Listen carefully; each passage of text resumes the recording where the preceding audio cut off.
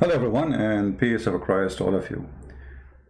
Today our topic is about how Muhammad claimed that Satan is a Muslim, which makes sense.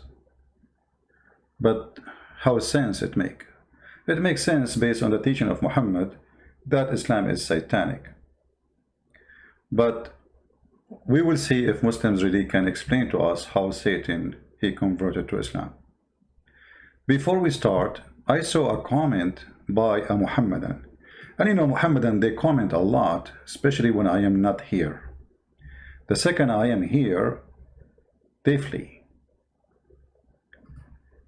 A Muhammadan, his name, Mufti Shahfar. Shahfar? What a nice name. Shahfar, what does that mean? We know what Mufti mean, but I don't know. Maybe he is writing the word in using Latin letters and come funny. He was answering a person saying to him, his name is a Prophet Google.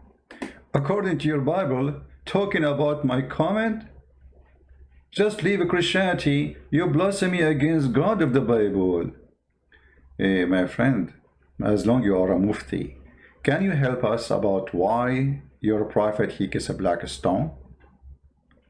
As long you care about blasphemy, why your prophet he claimed that Satan is a Muslim? How your prophet claimed that black stone forgive your sin? So when I say someone say he's a Mufti, I assume that he is a scholar. Are you?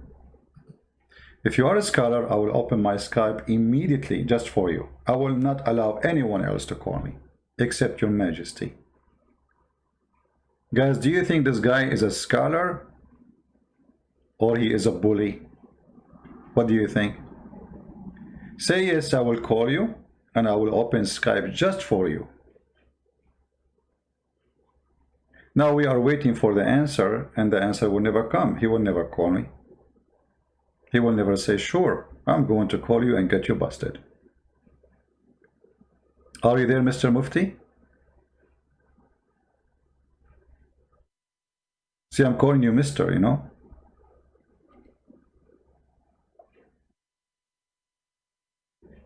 I don't know who you are. You might be a big scholar, and I have no idea. So this is a big challenge for me. Actually, there's a Muhammadan said in the text yesterday, in the comment, do you dare to debate me? For sure, I don't dare to debate you. Are you kidding me? No way. No way. Until now, we saw no text even from Mufti. Mufti is dead. That's it. He's playing dead now. He is not here. You will call me Mufti? Okay, I will open Skype for you. Text me first, please, to tell me I am Mufti. I will open. You see, actually, this is not my schedule to open Skype right now. But, you know, getting a fish is better than anything.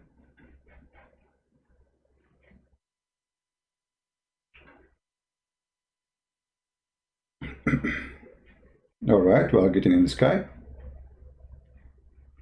Please be sure to log from your side and give me a text. Actually, I can't wait to see you calling me.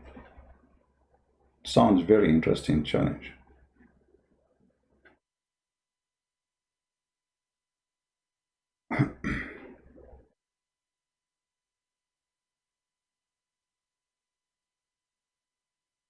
All right, you are almost in Skype.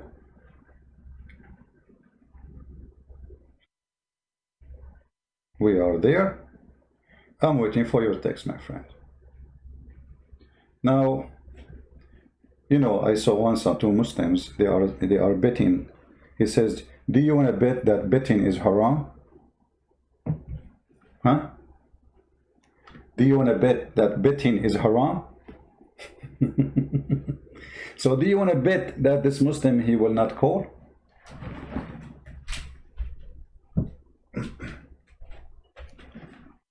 Well, my Skype is open. And I'm waiting for you to text me. Text me first and tell me that I am Mufti, to be sure that this is you. And guess what? I mean, you might be able to convince people about Islam now. It's a golden opportunity.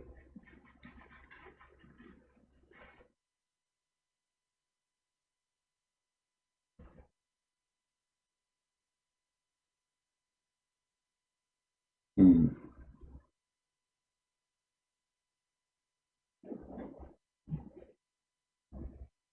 I'm waiting for you,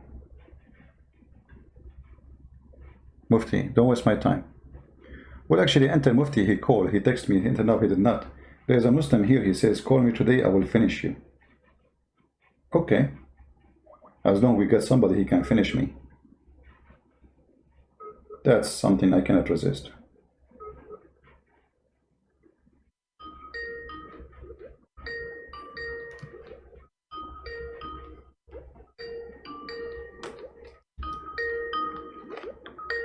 I'm calling the Muslim who said he can finish me.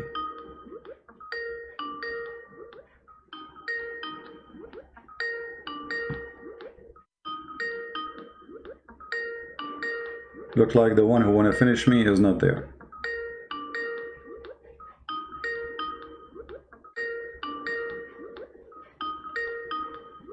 Okay.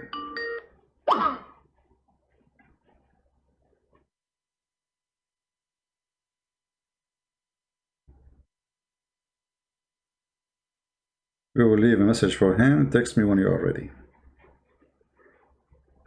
Somebody saying in the chat, his name is Almighty. What is his text?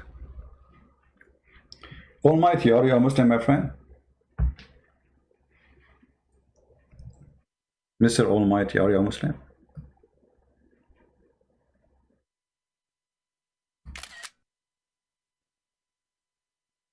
I'm waiting for your answer. And Mufti, we are waiting for your text, my friend.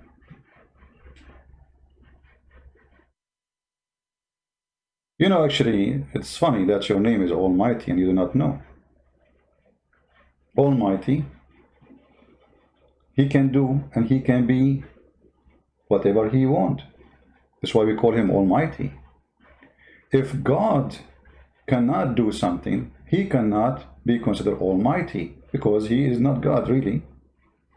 So if you are questioning how Jesus says me and God is one, the Father is one, for he is Almighty and he can be two persons yet one. He can be three persons yet one.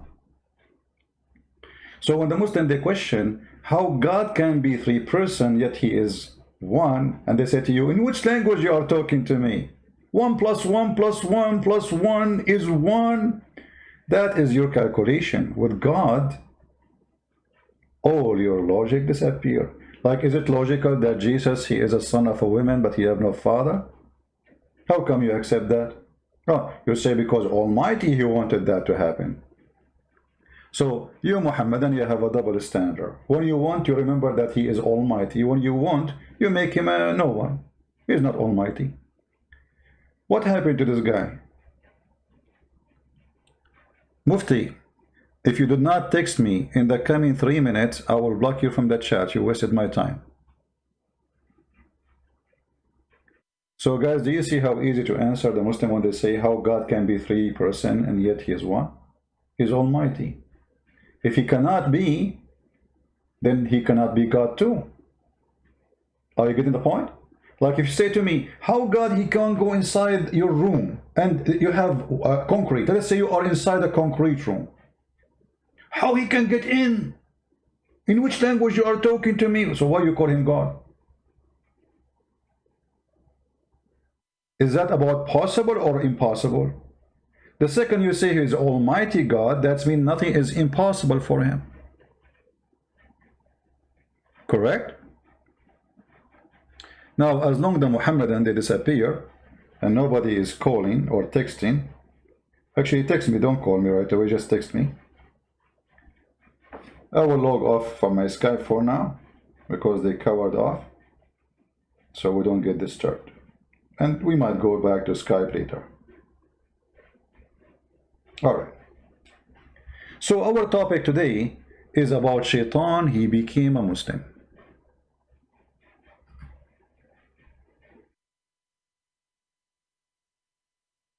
Once a person from Speaker Corner, his name is Farhad.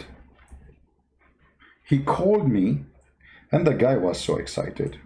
And to be honest with you, I like it when Muslims are so excited. He was so excited.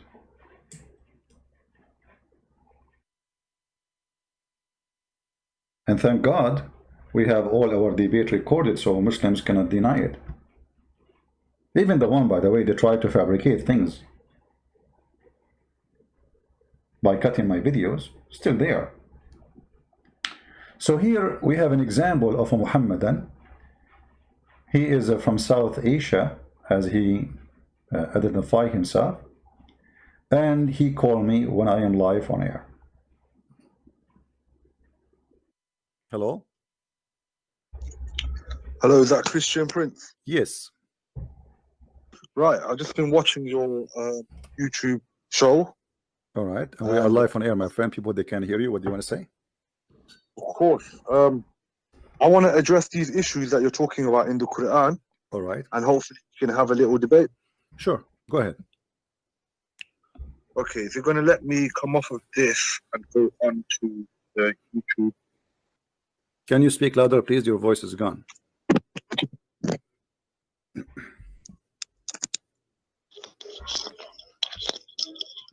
One second, sorry, I'm just getting some headphones in. No problem. You can hear me, correct? Okay. Yeah, I do. Mute, please, YouTube. Yeah, it's on pause anyway. All right. So I would like to, I had some of your followers asking me to come and debate you on your channel, so I thought I'll come and have a look and see what's going on. All right. Do you like to introduce yourself first? Do you like to introduce yourself? Oh, my name's I'm Go Live Media off of YouTube. Go what? Go Live Media. Go Live Media. Go Live. Okay. Yeah, Go Live Media. All right. And I generally do some educational videos on Islam. I've debated a few individuals from Speaker's Corner on their panels. All right. So the first verse that you actually brought, one of the verses that you just recently brought up, was that Satan intercepted the revelation, right, and made Muhammad give some incorrect verses. Correct.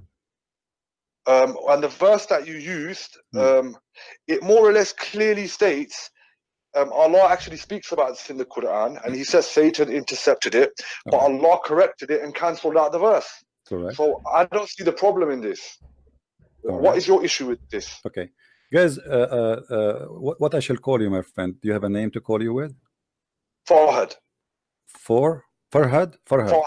Yeah, Sounds like an Iranian name. Is that right? Yeah. All right. But I'm South Asian. So. All right, no problem. So he agree that Shaitan, he put words, and Allah, he cancelled it, correct? Yeah. Okay, but you see the problem here that supposedly Muhammad is a prophet of Allah, and he is protected by Allah. You know, when the Quran said in different verse, وَمَا هُوَ إِلَّا وَحْيٌ يُوحَى, مَا هُوَ إِلَّا وَحْيٌ يُوحَى. Anything Muhammad, he say, it is nothing but an inspiration from Allah. That is a very dangerous promise, because you are saying that anything Muhammad he say, it is from Allah. Chapter 53, verse number 4. Right? Right. Okay. And then we find that Shaitan, he was able to put in the mouth of Muhammad. So now, which one is contradicting which one? If everything he say is from Allah, and then we find that Muhammad, no, he spoke what is not from Allah, and then Allah had after that to cancel it. That's mean that verse chapter 53 verse number 4 is a fabrication. It cannot be true. If Allah is God, my friend, hold on. If Allah is God, and I think you agree with me, if you say, okay, Christian Prince, I will teach you English and you will never do a mistake. Do you agree that I will never do a mistake? Not necessarily, because the Prophet is still a human. We don't believe he's infallible. No. You see, this is not about a human now. This is about wahyun yuha, about inspiration, about speaking of God. This is not about, you know, him speaking to his wife. This is not about him making a mathematical error. No, this is about speaking of God. So when he say وَمَا هُوَ إِلَّا وَحْيٌ يُوحَى, he just say that anything he say is inspiration from God. So we are talking here about the protection of inspiration, that he say nothing but what Allah said to him. So he being a human will not change anything, because he just said to him, don't Allah knew that Muhammad is a human? He knew, right? So he's saying to him, he's promising him that anything you say is from Allah. Okay, and then we find that Shaitan is written in his mouth satanic verses. Yes, because as Allah spoke about in the verse, that Shaitan intercepted the message from Gabriel to Muhammad while he was receiving revelation. And if Allah is saying this is possible, then we believe this is possible. But then Allah is also saying that He cancelled the verse out. Where it says it's possible? I don't see the problem. Where it says it's possible? The verse itself. The verse itself No. is saying No. that. No, the verse itself in front of you, my friend, it says that all the inspiration is coming from Allah, and it's not possible for anyone to fabricate. This is why if you go to different verse in the Quran, it says that if Muhammad invented anything in our name, we are going to cut his artery. You know that verse? Yes, I've heard of this, yeah. So Allah, He made a promise to the point that if there is any invention, the punishment, I will cut his artery. So there is the only way to do invention in the Quran is Muhammad trying to fabricate. But even if he tried to do that, I'm going to punish him and I'm going to kill him. Chapter 69 verse number 46. So there's no way any fabrication can come to the Quran, because even if it's the Prophet himself, I will cut his artery, and this is a promise from Allah. So here Muhammad, he made it so clear, confirming again that nobody can intervene and nobody can put inside the Quran. And if you go back to the same verse, the one you agree with it, it's make it clear that we have a Quran already which is satanic verses. And let me explain to you, my friend. If you go to the verse again and read it carefully, when the Quran said that, could you just give me the reference, please? Or just help me quickly bring it up. It's chapter 22 verse number 52. Okay, all right. If you go to that verse and you said with me and agreed that the Quran already the Shaitan already put satanic verses in the mouth of Muhammad, correct? We did not send before you any messenger or prophet except that when he spoke or recited, Satan threw in it some misunderstanding. Okay. But Allah abolished which Satan throws in. The one who's asking, we are replaying a debate. However, if we can get a Muslim to call us and debate us live, he is more than welcome. So stop asking the question, is that a replay? Doesn't make it any different. Does it make a difference for you? Shall we give you fruit, fresh fruit? Is that a fish, old fish? If you are here to learn, sit and listen. If you are bored, go. The Muslim trying to defend their prophet, and we are showing you how Muslims always fail. Those are the one who claim to be educated. This is a guy, actually, he is brave. I mean, you have to be brave, to be honest with you, to call a Christian prince. Fifi, Mimi, Susu, Dudu, Shabir, Ali, don't dare to call me. So if you are bored, you can leave. You want to listen, you are welcome. We will make comment. We will open Skype again. We open it first few minutes in the broadcast. Nobody call, no Muhammadan. They are scared, I understand. And let us see how Muslims can defend Islam. Okay. Then Allah makes precise His verses, and Allah is knowing and wise. Okay. So Allah will abolish what? What Shaitan he throw, correct? Yeah. Okay. So in order to abolish something, it have to be there. So now that means Shaitan was successful to throw in the mouth of Muhammad satanic verses. That's wonderful. Now, what is my guarantee that all this verse is from Shaitan after this? Do you notice here what happened? He agreed that this is, yes, Quran confirmed that Shaitan, he throws satanic verses in the mouth of Muhammad. That's wonderful. We reach an agreement. Usually, by the way, Muslims, they play all kind of games not to say, yes, this is what happened. Usually, I need to play a football game with the Muhammadan to reach that point where he have to agree, like you have to force him to agree. This guy, he agreed that yes, Shaitan, he put words in the mouth of Muhammad and Allah will take it off. So I said to him, well, what is my guarantee now that this verse itself is not made by Shaitan? As long as Shaitan, he can put words in Muhammad's mouth, can Shaitan say to me, relax, I will take them off? So I said to him, what is my guarantee that this is verse itself is from shaitan? Verses, and Allah is knowing and wise. Okay, so Allah will abolish what shaitan he throw, correct? Yeah. Okay, so in order to abolish something, it have to be there. So now that means shaitan was successful to throw in the mouth of Muhammad satanic verses. That's wonderful. Now, what is my guarantee that all this verse is from shaitan after this? Because shaitan, because let me explain to you. Because now let us say I am, people are listening to me, and now I say, okay, guys, we should not worship God, etc. We should be communist. And then you say to me, how you claim to be Christian? And then second day I say, oh, shaitan, he made me say that, and Allah will abolish it, and he gave me this verse. Now, what is my guarantee that this verse itself is not made from shaitan to make us relax and believe Muhammad is a prophet? Because as long shaitan was able to put in the mouth of Muhammad once, what is going to stop shaitan from do it again and again, and even making a verse like this to make you believe that don't worry, he is the right person still? Well, because Allah is the all-seeing, all-hearing, as we believe, and if that was to happen, Allah would make sure it's abolished. My friend, Allah could not protect Muhammad from before it happened, so he will protect it after it happened. See here the logic. Allah is all-knowing, all-seeing. What does this have to do with the question? What does that even have to do with the question? I'm saying to you how we can trust the Quran after you just admitted that shaitan he gave Muhammad satanic verses. If he can give it once, he can give it again and again and again, and what Allah will do, he will take it off again and again and again. What a joke.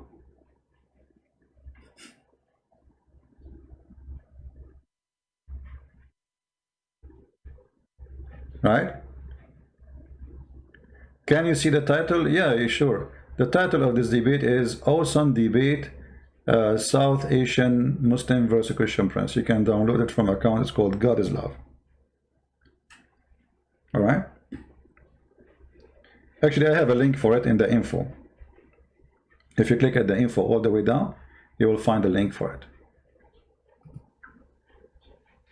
Well, obviously, we believe everything that happens, it only happens if Allah allows it. Thank you very much. So are you saying to me that shaitan and Allah in agreement to put Quran, false Quran in the mouth of Muhammad? Did you hear it? Did you hear what he said? Nothing will happen unless Allah allow it. Muslim, did you hear it?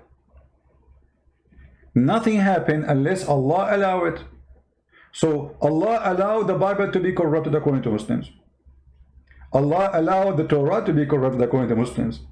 Allah allowed shaitan to throw satanic verses in the mouth of Muhammad according to Muslims.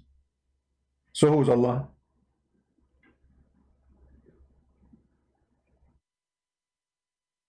Who is Allah? Allah and shaitan, they are in total agreement. They have one mission. Allah agree, he shaitan. Hey, say, Allah, I'm going to corrupt. Sure, go ahead. Yeah, I will support you. I will make it happen. I will allow it. What is that? Shaitan is an employee of Allah, or maybe shaitan himself is Allah. My friend, Allah could not protect Muhammad from before it happened, so he will protect it after it happened? Well, obviously, we believe everything that happens, it only happens if Allah allows it. Thank you very much. So are you saying to me that shaitan and Allah in agreement to put Quran, false Quran in the mouth of Muhammad? Well, it's not the first time the shaitan and Allah have been in agreement. The shaitan made an agreement with Allah that Allah will grant him respite until Judgment Day, and he will attempt to lead as many believers astray as he can. Did you hear it? And here, that will raise actually a question. That will raise a question. The verse he is quoting for us,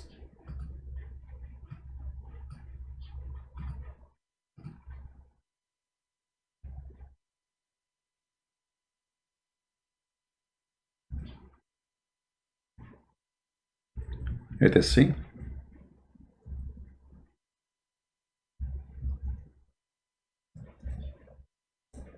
Look.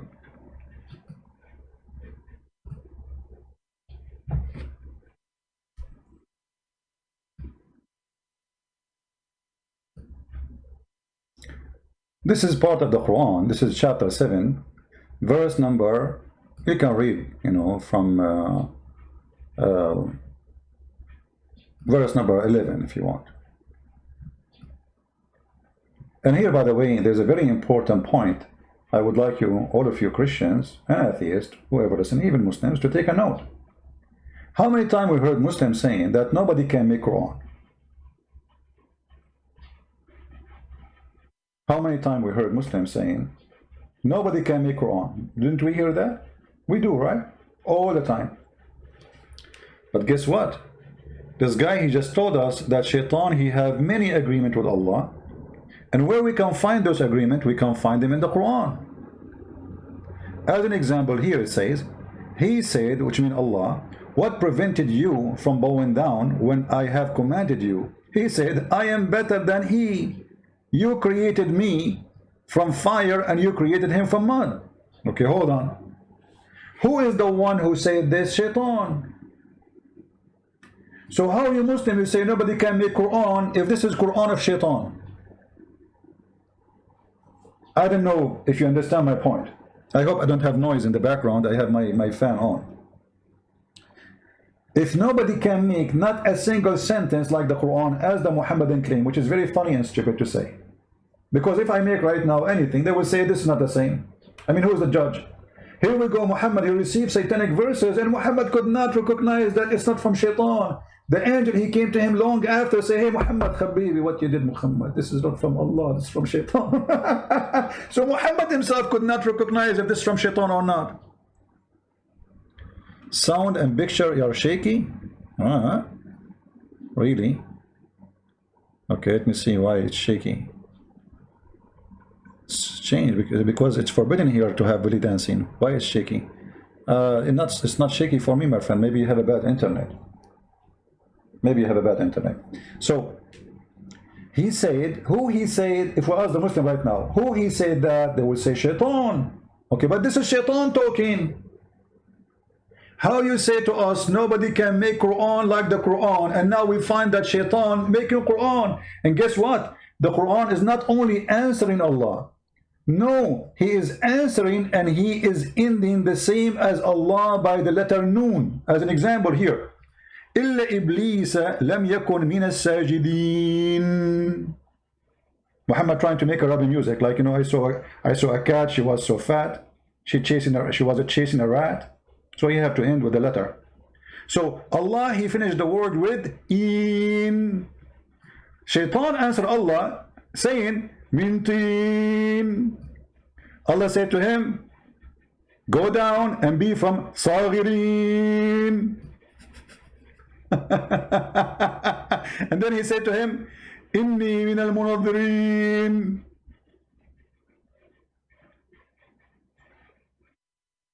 Shaitan and Allah are exchanging rap. Did you notice what I'm talking about? I challenge any Muslim to say that the one is talking now is not Shaitan. So how you say Shaitan have no words in the Quran, and how you say nobody can make Quran, but we see that Shaitan is speaking in the Quran. If we ask the Muslim now, is that the word of Shaitan when Allah he says that Shaitan he said that to him, is Allah is lying? If there's any Muslim in the bushes would like to give me a call? If there's any Muslim would like to call.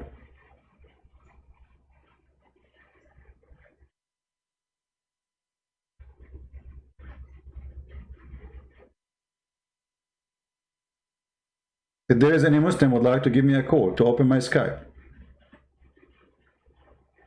Open it, challenge.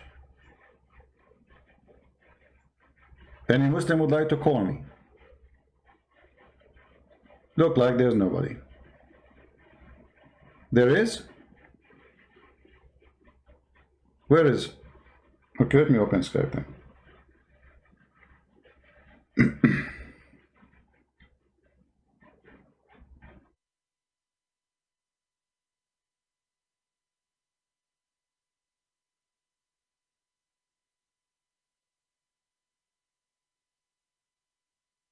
I open first time, no Muslim text us. And let us see if this time they are being honest and somebody will do. Text me first, please. My Skype is on. Oh, we have a Muslim here. All right.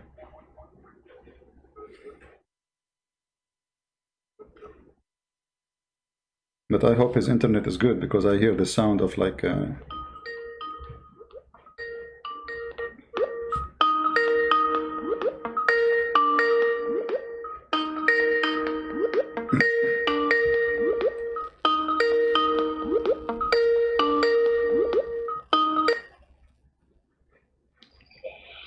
Hello?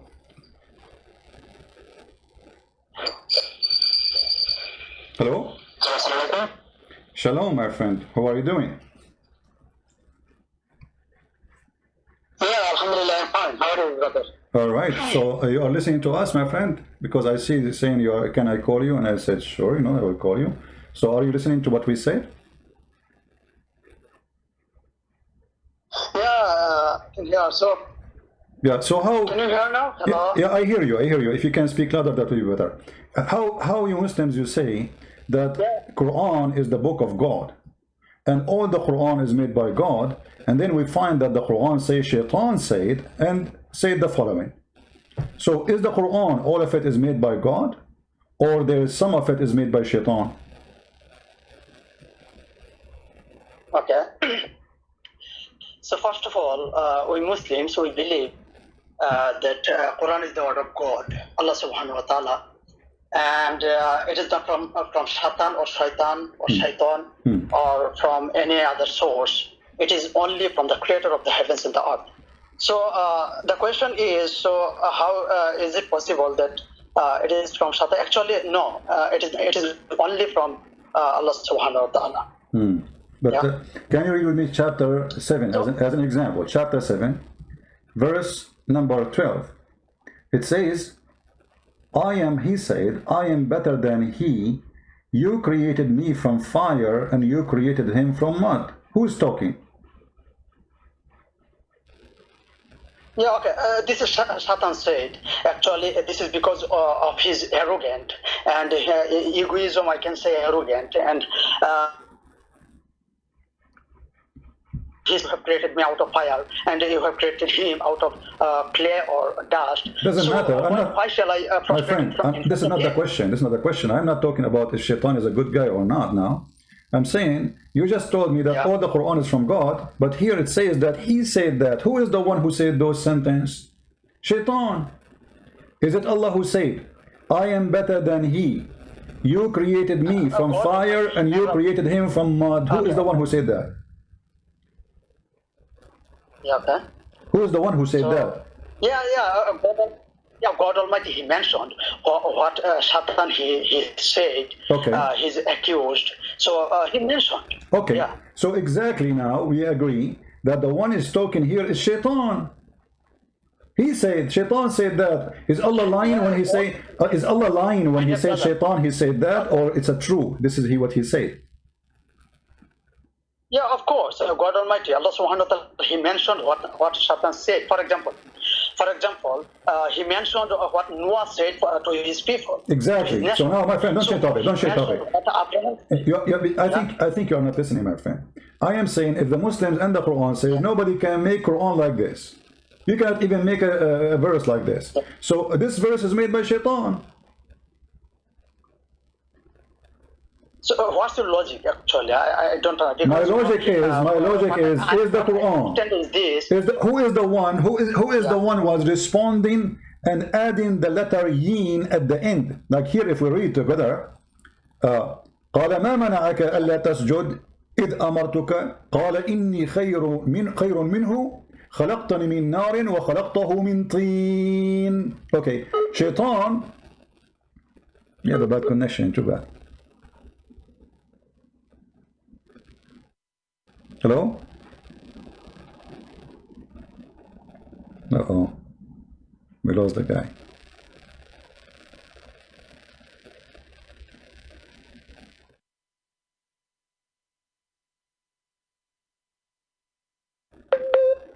Hello?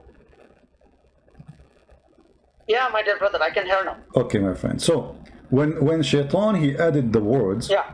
responding to Allah, and he make it in the same tone.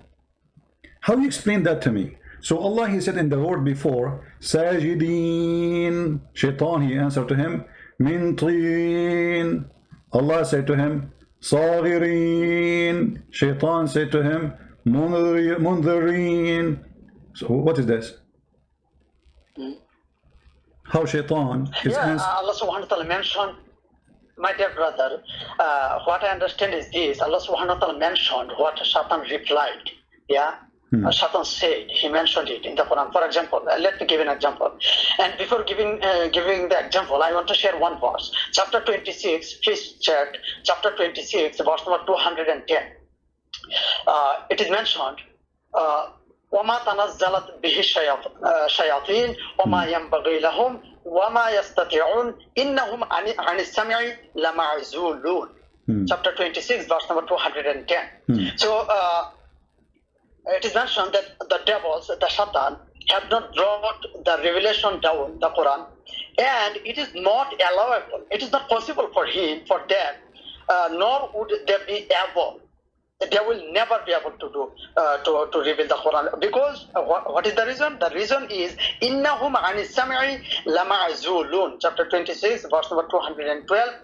That indeed they, from its hearing, the hearing from the Quran, of the Quran, are removed. They are far away from hearing the Quran. So this is not from Satan. But in that verse you are quoting, Allah subhanahu wa ta'ala mentioned what Satan replied to Allah subhanahu wa ta'ala when he ordered him to prostrate in front of Adam or Adam alayhi salam. And the second point is, what this have to do with my what this have to do with my question? Yeah, your question is who is speaking here, right? Who is speaking here? That you have created me out of fire, and you have created Adam out of clay. So who is speaking? This is the question, right? No, the question is how Shaitan words is in the Quran, and how he is answering using the same rap music or tone to Allah, and make it equal to him in equality. If I ask you now, this part of the verse, is it a good quality in Arabic, or it is a bad quality? Where Shaitan, he said, I am better than he, you created me from fire. Is that a good quality of Arabic, or equal to the rest of the Quran, or it's a bad quality?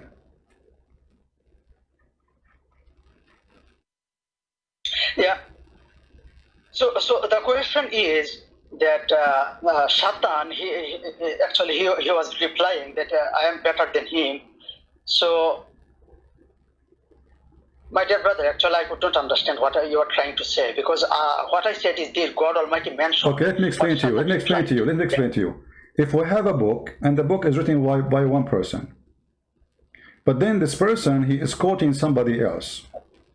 The quotation have a language. It's a language, right? Then I'm asking you now, is the quotation in the language, is it better quality than the rest of the book, or it's the same quality, or it is less quality?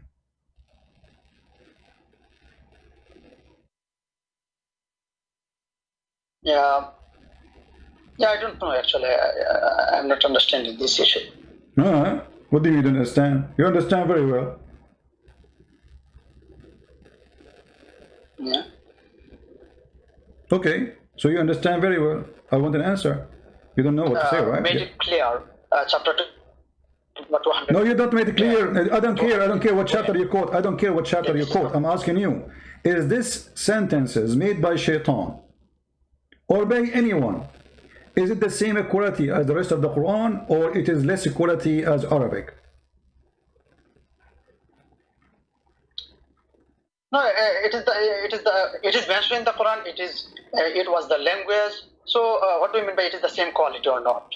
Okay, so you Muslim, you say nobody can make Quran like the Quran, and then you are saying to me that this is Shaitan is talking, and now I'm asking you, is the quality of Shaitan talking is equal to the rest of the Quran talking? Quality of language, quality of of words.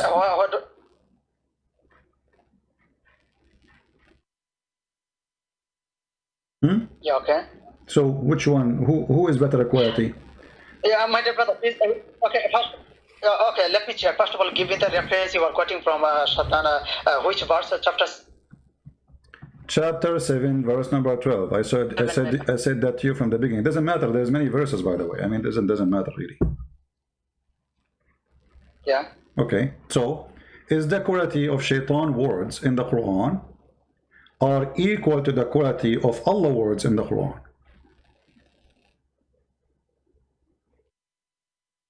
But when we say Shaitan words, that means no. Allah Subhanahu wa Taala is mentioning what Shaitan said. Yeah, replied. So, what are you trying to say? Allah's. Actually, I don't know.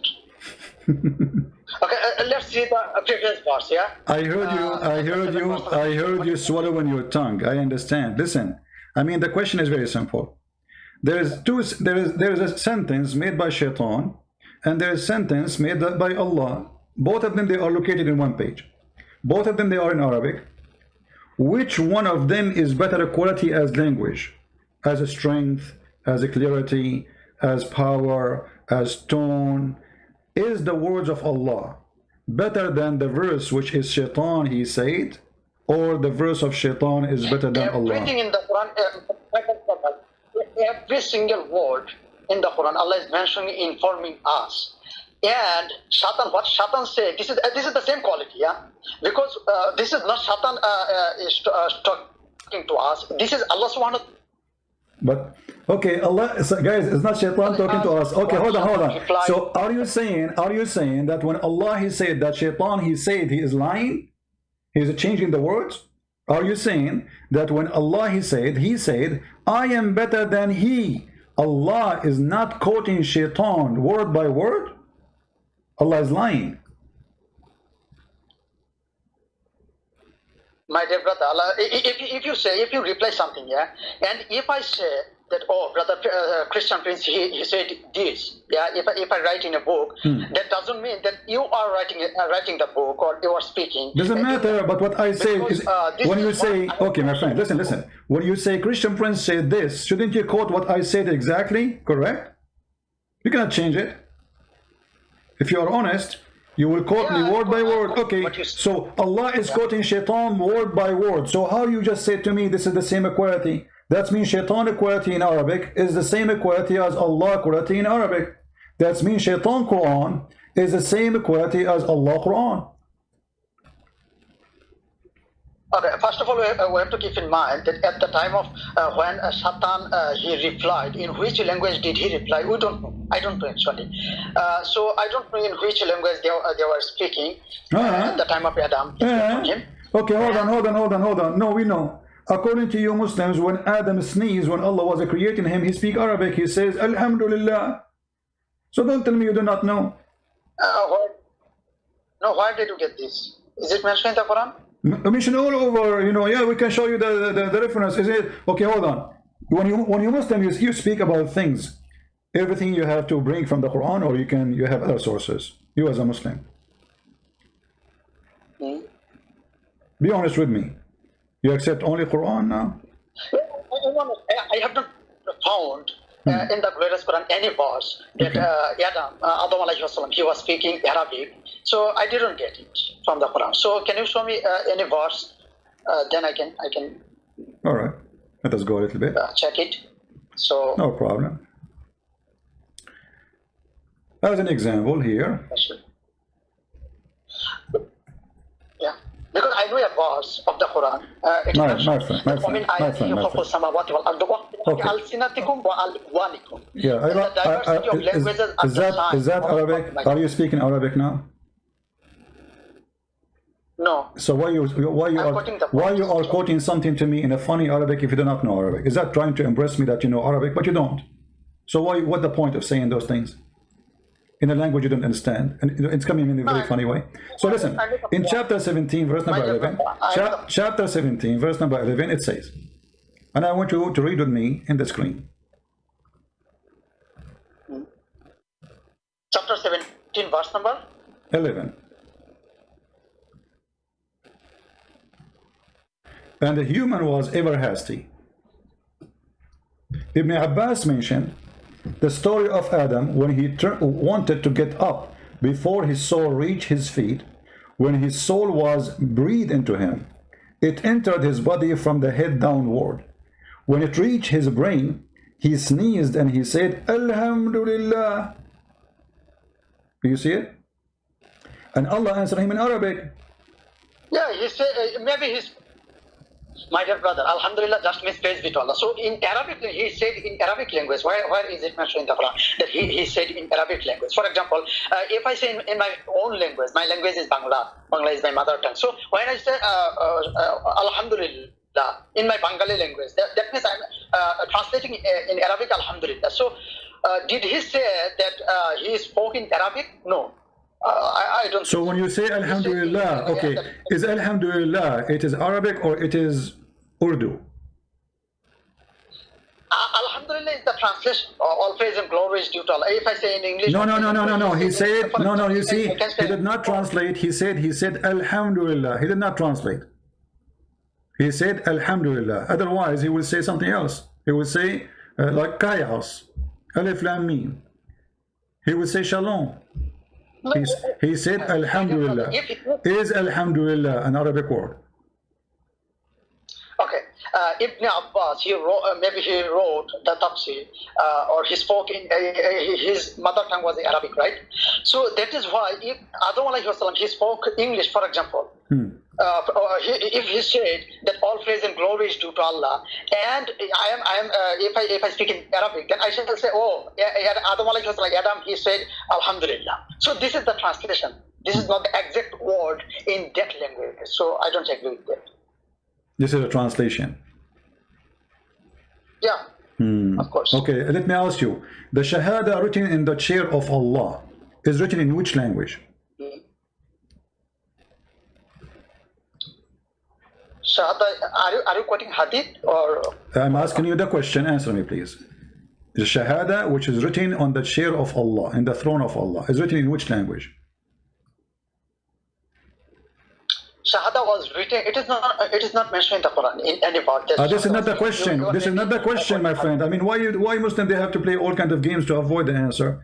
I'm asking you, according to your knowledge, the Shahada, which you Muslims say to become a Muslim, written on the chair of Allah, in which language? I don't know, actually.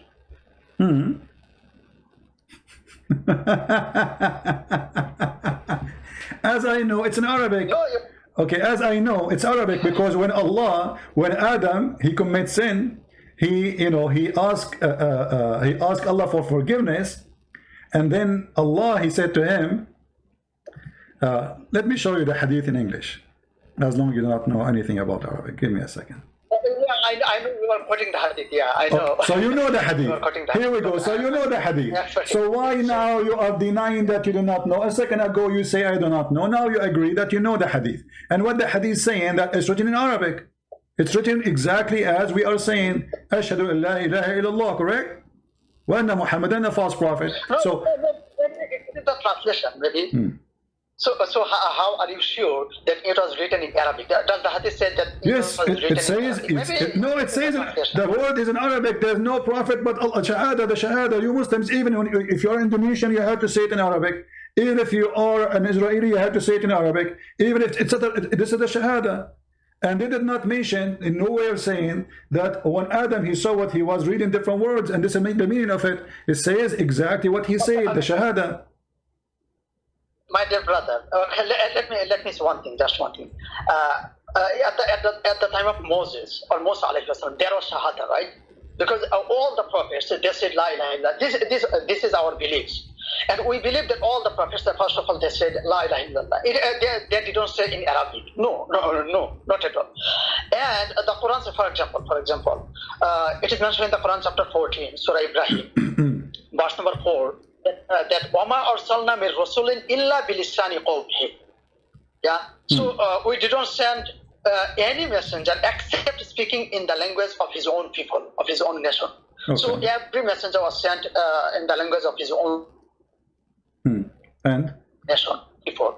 And So I cannot say all the prophets they said lie in Arabic. okay, I want you to read this with me in the screen.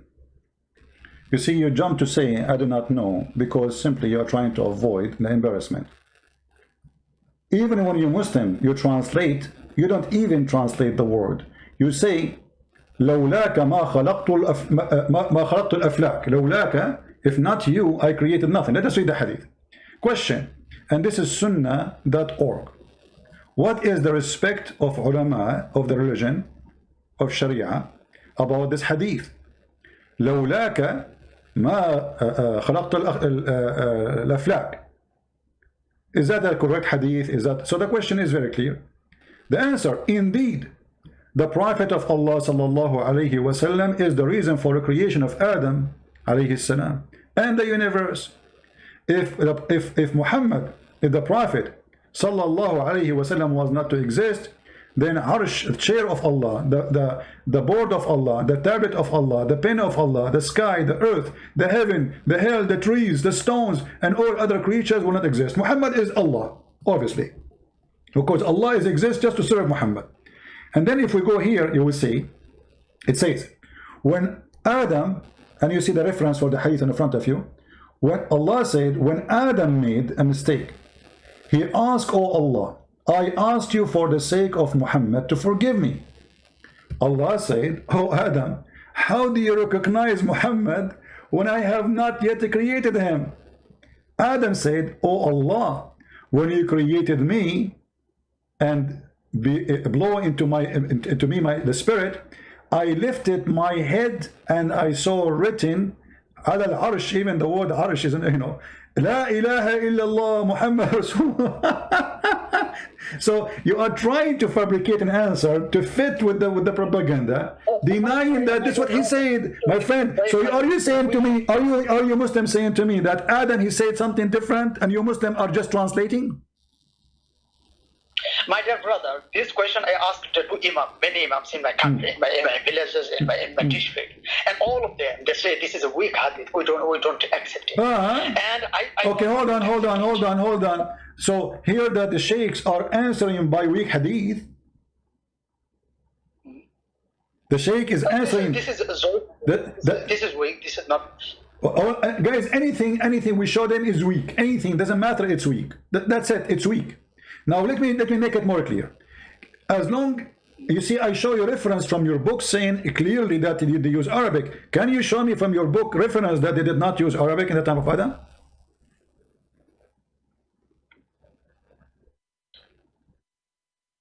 No, you are quoting a hadith. Actually, this is a weak hadith. I know. And okay, hold on.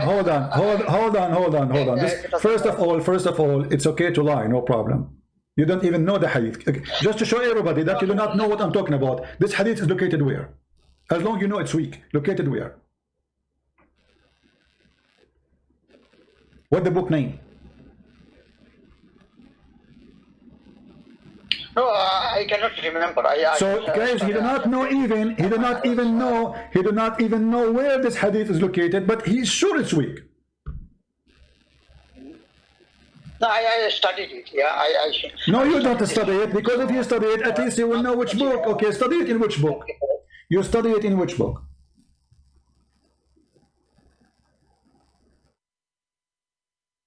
No, I cannot remember now, actually. You cannot remember now, tomorrow, then no problem, you see. So you are not giving me any proof that this is not what happened, but yet I am giving you proof, and you are fabricating answers saying this is weak. When your sheikh saying for sure, indeed, they agreeing, and right away they start quoting this.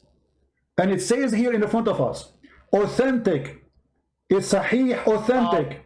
Hold on. It's sahih, authentic. Okay, let me tell you one thing, just one thing. So this is my question actually.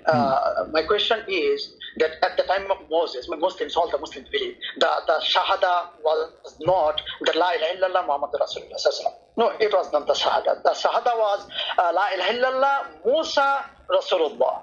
Yeah, this was the Shahada. And this was not in Arabic language. Okay. If it would be written in the... Okay, so whoever said that Muhammad's name is written in the throne of Allah is a liar, right?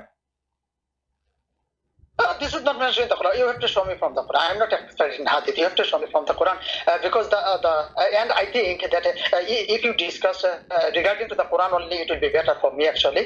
I am not expert in hadith actually. You are expert with the Quran. Yeah. Okay, but I show you the Quran. Okay, I showed you the Quran. I showed you the Quran, and you are the one who came to me says that Allah is translating what Shaitan he said to him. Do you have a proof of that? Not translating. He is translating or not, I don't know. In which language he spoke, I don't know. So then, no, he's okay. He said, my friend. I see. You know, always you play games when you call me. He said, Shaitan. He said this. Did he say anywhere, Allah, to you, that Shaitan was not saying that word by word in Arabic? If there's anywhere it says he did not, or you are fabricating your own answer to get away from it? No, Shaitan replied in the language, I don't know which language. So how you know it's not Arabic? So why you said to me, no, you see, this is what I don't like. You know, I appreciate honesty. If somebody want to talk to me, I'm trying to speak to you nicely, stay calm, not to be angry, because lies make me angry. So why you said to me, Allah is translating? No, I don't know. Is it translated? So why you said to me? So why you said to me? Allah here is translating what Quran, what Adam said, what Shaitan said. You said that. Why you said that to me? I did not say it is. It may be. May. Well, thank you. Nice to meet you, May. My friend, we are talking about God. You don't say to me, May. Either you have a proof or don't fabricate an answer. Either you speak with knowledge or don't speak with ignorance. Actually, because you are asked. Okay, let me share one verse here. Let me share one verse. What is mentioned in the Quran? The Quran says, chapter 30, you know, verse number 22, that وَاخْتِلَافِ أَلْسِنَتِكُمْ وَأَلْوَانِكُمْ, in the diversity of your languages and your colors are the sign of God, Allah subhanahu wa ta'ala. Right. So in the diversity of languages, so all the languages he has given us. So if it would be Arabic, then he would give us only Arabic. Yeah, but he has given us in the diversity of languages because all the languages. You see, you're trying to avoid. All of us, we knew that there is languages. Muhammad, he knew there is many languages. This is not the question. You are fabricating now a topic far away from our topic. The question is, when the Quran quotes Shaitan, is he quoting what Shaitan said word by word as it is, or he is fabricating? Because if you say to me that the Quran is translating Shaitan words, you have to give me a reference saying that Shaitan, he spoke in the language other than the language we are using in the Quran. Do you have any reference? No. Secondly, we showed you that Shaitan in the time of Adam and Shaitan exist in the same time. We're talking about the same story. When Allah created Adam, Allah said to Shaitan, bow down to Adam. Actually, he did not say that to him, he said to angels, which is funny. And then when he did not bow down, he said to him, why you did not bow down? He said, you created me from fire, you created him from mud. So it happened in the same time. So what the language will be speaking? Let me ask you to make it simple. What is the language of people in heaven?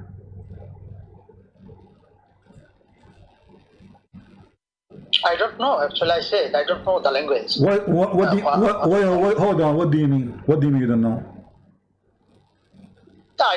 Because I don't know which language was replying. But what I know. So no. I'm asking you. Are you saying there is no reference saying that the language of Arabic is the language of people of heaven? Excuse me. Are you saying that the language of heaven, you never heard that the language of people of heaven is Arabic?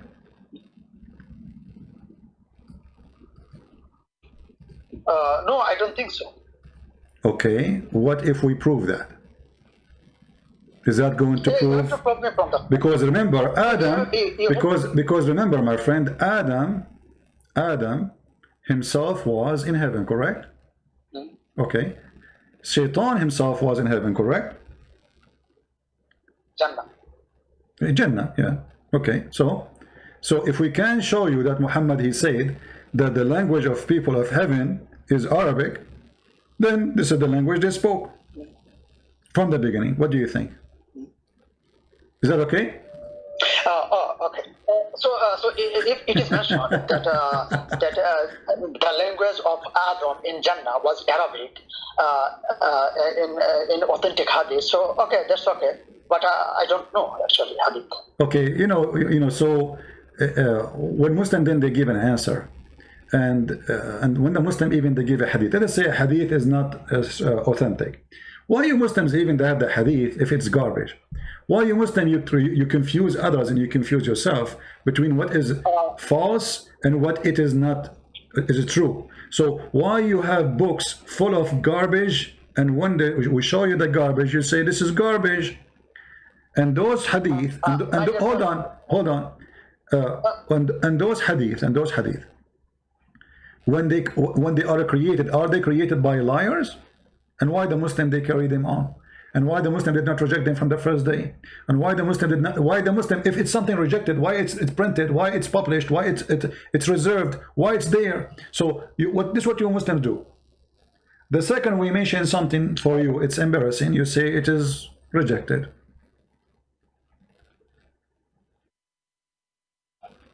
Correct? If I ask you right now, do you accept Sahih al-Bukhari?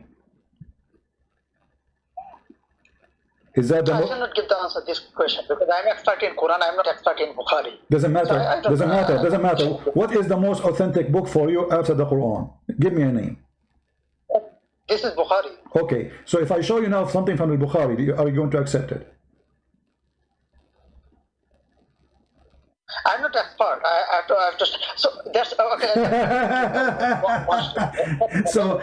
So to make it clear, to make it clear, it is moody. When we want al-Bukhari is not good. When we want, he is the most authentic.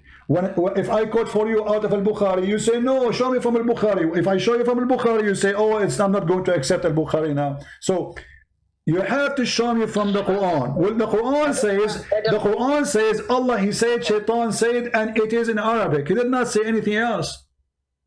He did not use different language. So you have to prove. When somebody comes with something, you have to prove it. I show it to you in Arabic. Allah said that Shaitan, he said.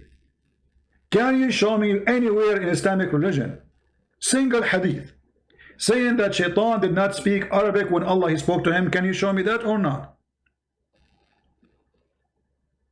No, I cannot. Okay, but I was able to show you, so you cannot deny what is in your books against nothing from your side. The Quran says Shaitan said that. Otherwise, if you are saying that Shaitan he did not say and Allah was translating, then Allah have to say, well, I was translating, I'm translating to you what he said in that language. He did not say that. He is quoting word by word, not a translation. And actually, what you just said is extremely, hold on, what you just said is extremely dangerous. Let me tell you why. Because if Allah is translating what Shaitan is saying, that means Allah is fabricating the end of the words to fit with the Quran as tone. Which means Allah is bending the statement of Shaitan. Like, did Shaitan he end the word exactly as Allah he end them? What do you think? I say fat, you say rat. I say cat, you say chat. I say you know, like, is this what happened? Or Allah now is adding letters, bending the words to fit with the music? What do you think? Yeah, this is a good point, but I don't know what was the language, so that is why I said I don't know. Okay, so don't, my friend. As long you don't know, then next time don't say next time. Don't say to me something you do not know. Say I do not know and finish it. So what we know now, obviously, that this cannot be the book of God because Shaitan is making words equal to God. Now we go back to zero. What do you mean, my dear brother? Okay, one second, just one second. When you say that equal to God, so what is meant by? Because what I said is the Quran is mentioning what Shaitan replied. Quran is mentioning what Abraham said. For example, let me give an example. The Quran is mentioning what Abraham said to his father. Yeah, Quran is mentioning what Prophet Noah said to his father. So to his nation. So it doesn't mean that Prophet Abraham he spoke Arabic language. No, it doesn't mean. This is not the question. This is not the question. You see, this is not. You're not listening. You're not listening. You're not listening. You are not listening, my friend. Even you yourself, you say, you quote for me a verse from the Quran saying that Allah never sent a messenger except in the tongue of the people, correct? Okay. Yeah. And this is the question. What was the tongue of Adam? I don't know. So don't say then it was not Arabic. Because we have reference saying that Adam, he says, Alhamdulillah. Nowhere it says this is a translation. We have reference says that Adam, he saw the Shahada in Arabic. Don't say this is a translation. Because if you say it's a translation, you have to give me the language which Adam he spoke. Now listen.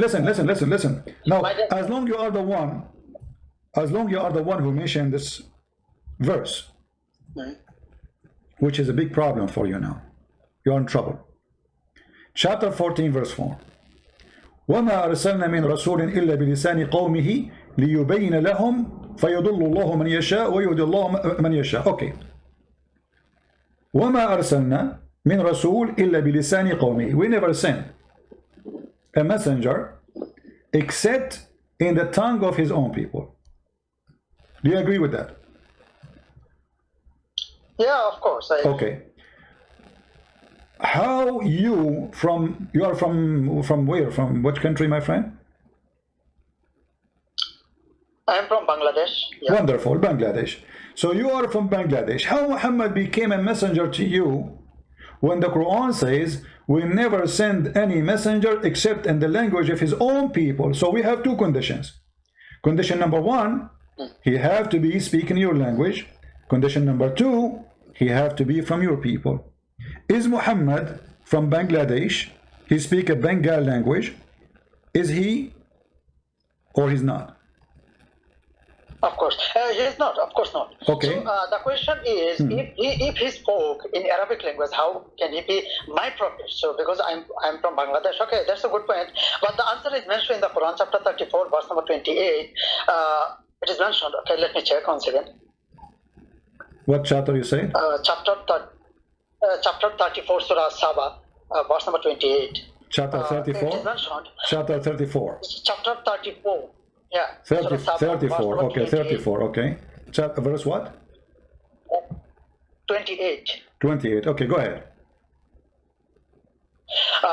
وَمَا أَرْسَلْنَاكَ, we have not sent you, O Muhammad Sallallahu Alaihi Wasallam, إِلَّا كَافَّةً لِلنَّاسِ, except to all people or to all mankind. Yeah.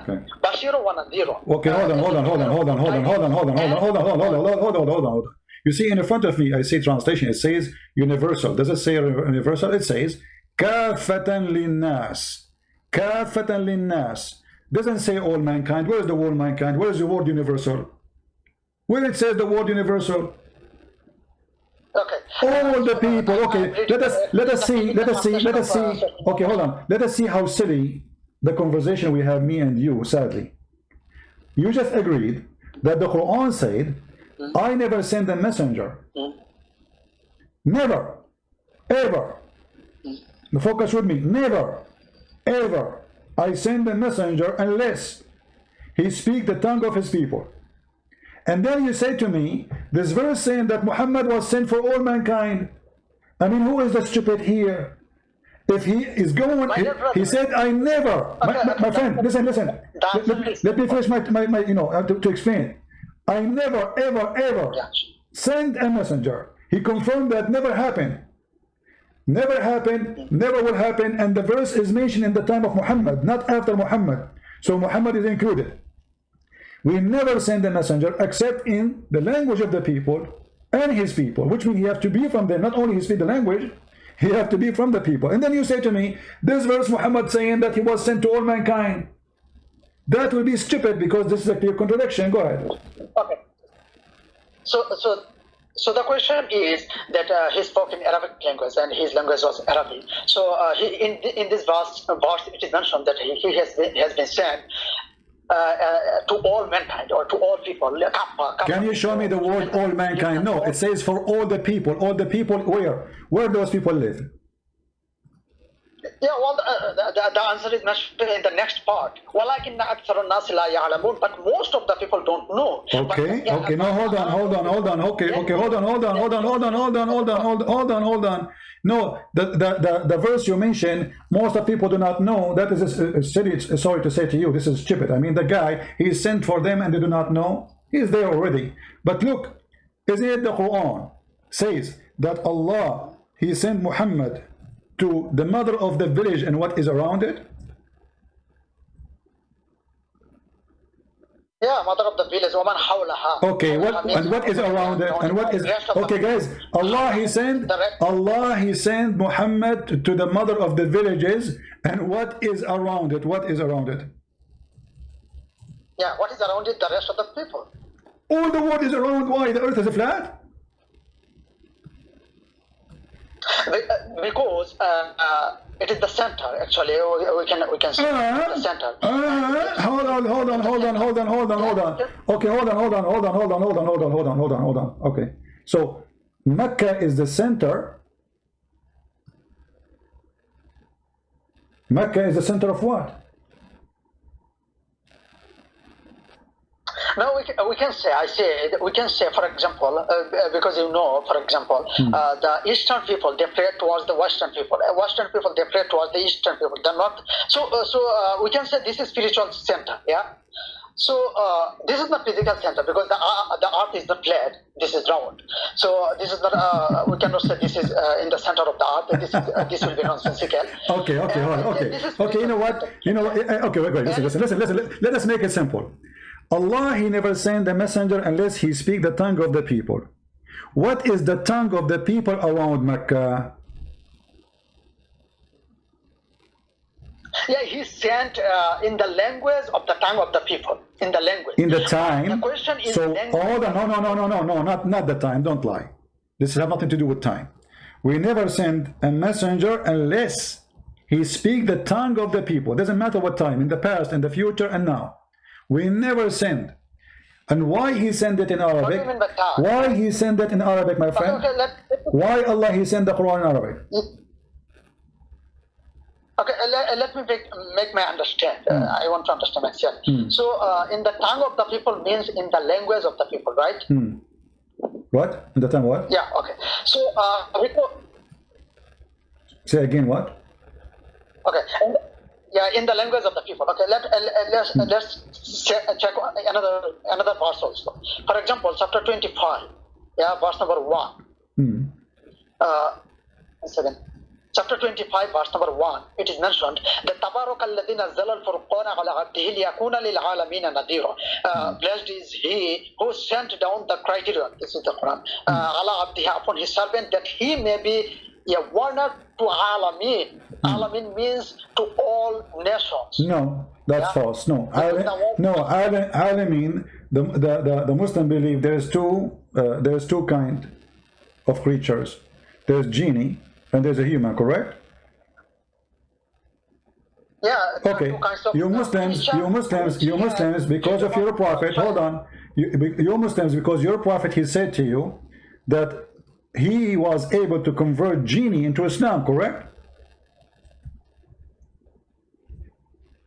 Yeah, please excuse, I could not hear. Can you repeat? You Muslim believe that your prophet was able to convert the genie to Islam. Genie. Yeah.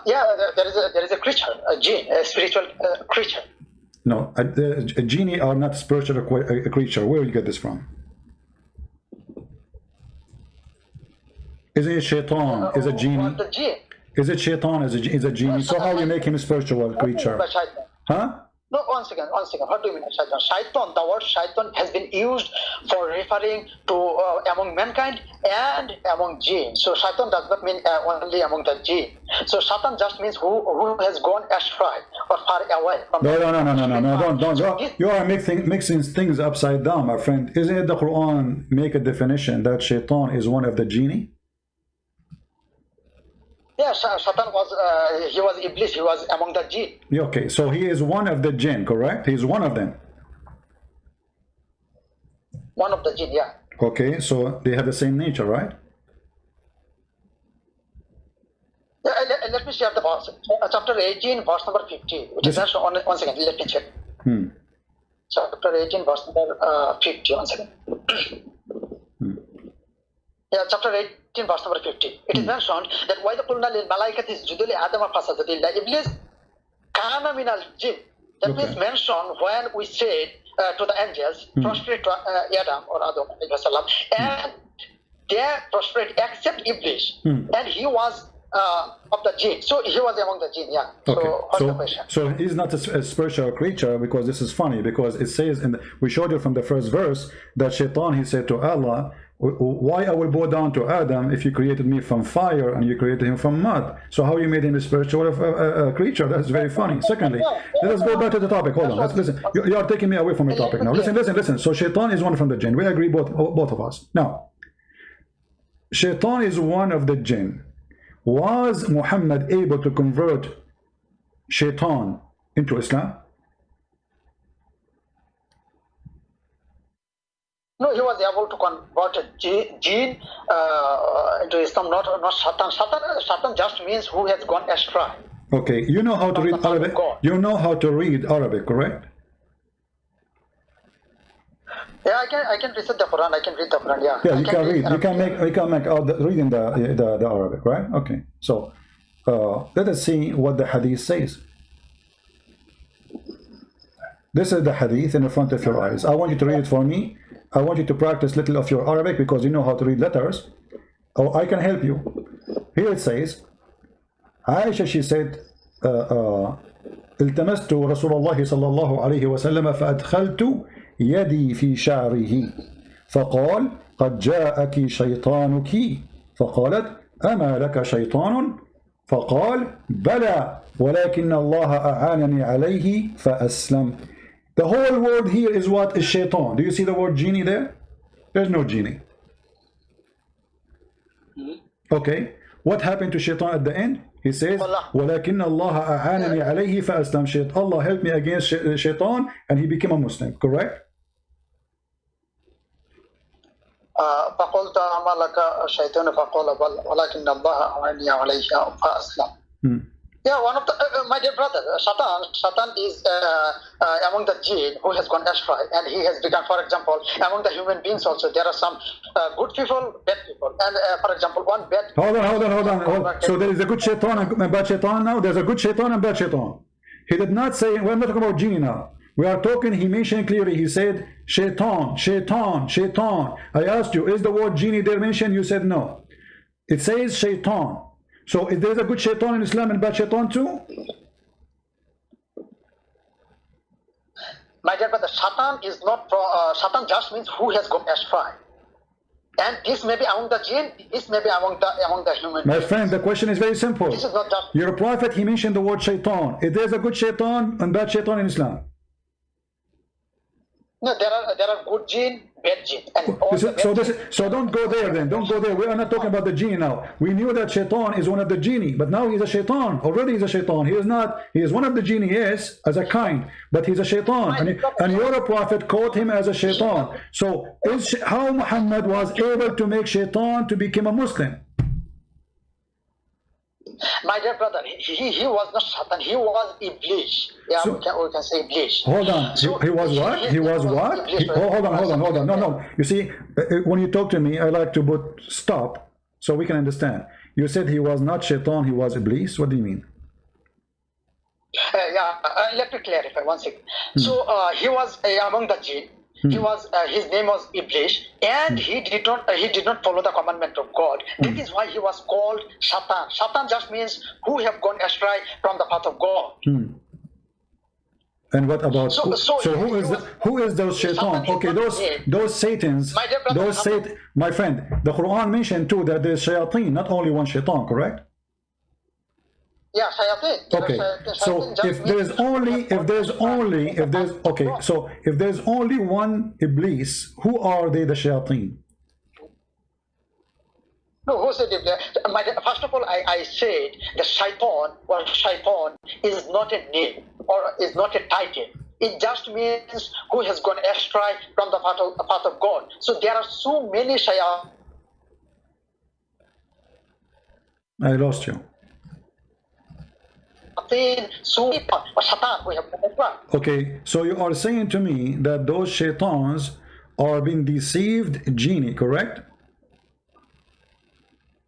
Yeah, they are bad human beings. They are from bad gene. Yeah. Okay, as I know, and you can correct me if I'm wrong, that the Quran said that shaitan, he had children's and he had sex. Can you show me, please? All right, we will go to the shaitan. It says, أَفَتَتَّخِذُونَهُ وَذُرِّيَّتَهُ أَوْلِيَاءَ. Are you going to take him and his children as your leaders, as your worshippers? Here we go. So are you saying that this is not true, that shaitan, he don't have kids, and Allah is lying? My dear brother, shaitan is not a name. It is an Arabic word. My friend here, Allah, your God, call him Iblis. You told me his name is Iblis, correct? Yeah, his name was Iblis. Okay, so now we are talking specifically about Iblis, which is very funny to find in the Quran, because we were talking about languages. How Allah he used the word Iblis if Quran is Arabic book? I mean, how the first devil, his name is Iblis. Go and see where the word Iblis is coming from, and you will die laughing. So now let us focus here. That shaitan, which is Iblis here, the Muslim translated in English as shaitan, but in Arabic it says Iblis. He was one of the jinn. Are you going to take him and his children's and his offspring as lords instead of me? Did Allah lie when he says his offspring? Please give me the verse, yeah? It's in front of you, chapter 18, verse number 50. 1 second, just. Yeah, so chapter 18, verse number 50. Yeah. Okay. So it's mentioned that. So shaitan, he have kids, correct? Okay, let me clarify 1 second. وإذ قلنا اسجدوا لآدم فسجدوا إلا إبليس. So when we said and just prostrate to Adam, just said except Iblis. So Iblis here is the name of the jinn, of that jinn. Okay, so but Kana min al jinn, he was among the jinn, and his name was Iblis, but he became Satan. Means he had gone astray from the path of God. Satan is not a name, it's not a title. It just means someone who has gone astray from the path of God. So if I go astray from the path of God in Arabic, I will say I am Satan. I am Shaitan. This is another question, my friend. You are wasting my time. You are wasting my time. Like you are like a taxi driver. You know, you tell him where to go, and he asks you how you doing, where you been, are you in a rush, do you have time? My friend, I'm asking you, is it true that the Quran says that this Iblis, this person, Shaitan, Iblis, whatever you want to give him definition, that he is the one and his kids after him is what you will follow? Yes or no?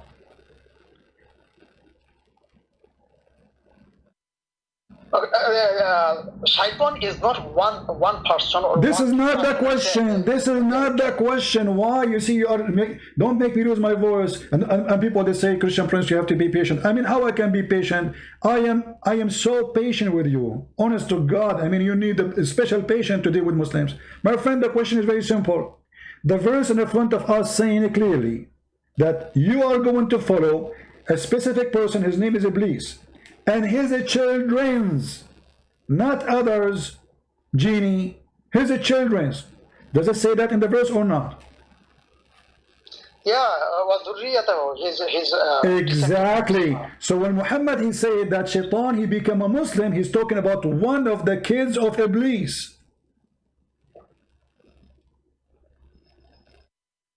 Yeah, it may be there are so many descendants of Iblis, but it doesn't mean that Iblis is the only Shaitan, because there are so many. This is not the question. This is not the question. So now we have the children of Iblis, who the Quran says they are evil. How Muhammad he convert Shaitan to Islam?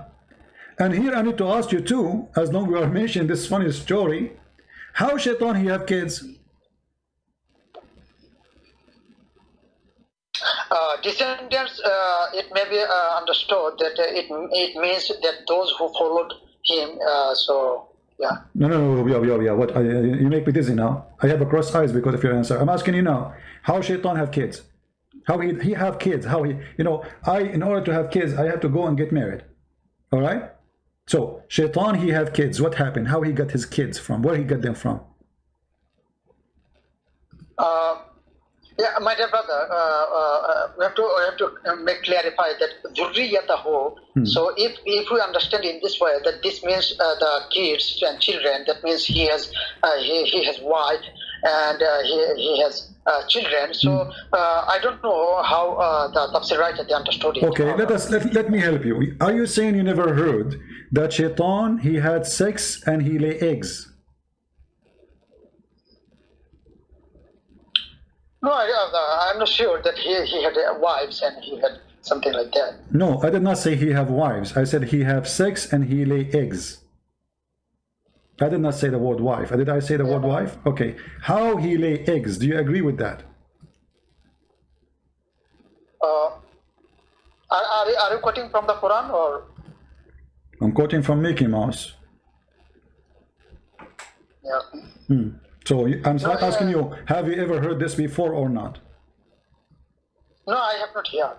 Okay. This statement. Well, your prophet, he said that shaitan, before you enter the market, don't be the first one to enter the market because shaitan, he lay eggs in it. Is that correct? I don't know actually. Well, this is Sahih Muslim. The prophet says, don't, if you can help, be the first to enter the market and the last who leave it, because it is an arena of shaitan. The standard of shaitan said there. Look at the first translation, guys. Look at the translation. What standard shaitan? I mean, you cannot believe it how much they try to lie in the translation. It says in Arabic, "Bada shaitan wa farraq." How in the world became a standard? Is that the standard narrative have holes? Let us see, try to find the hadith in the original, in the book of Sahih Muslim. I mean, it's amazing how they try to cover in the translation what is there. Let us see. And this is Sahih Muslim, remember.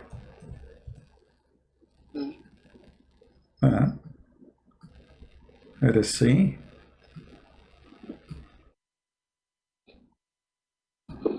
We are trying to find the original hadith.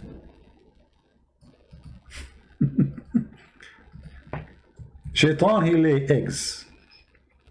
All right.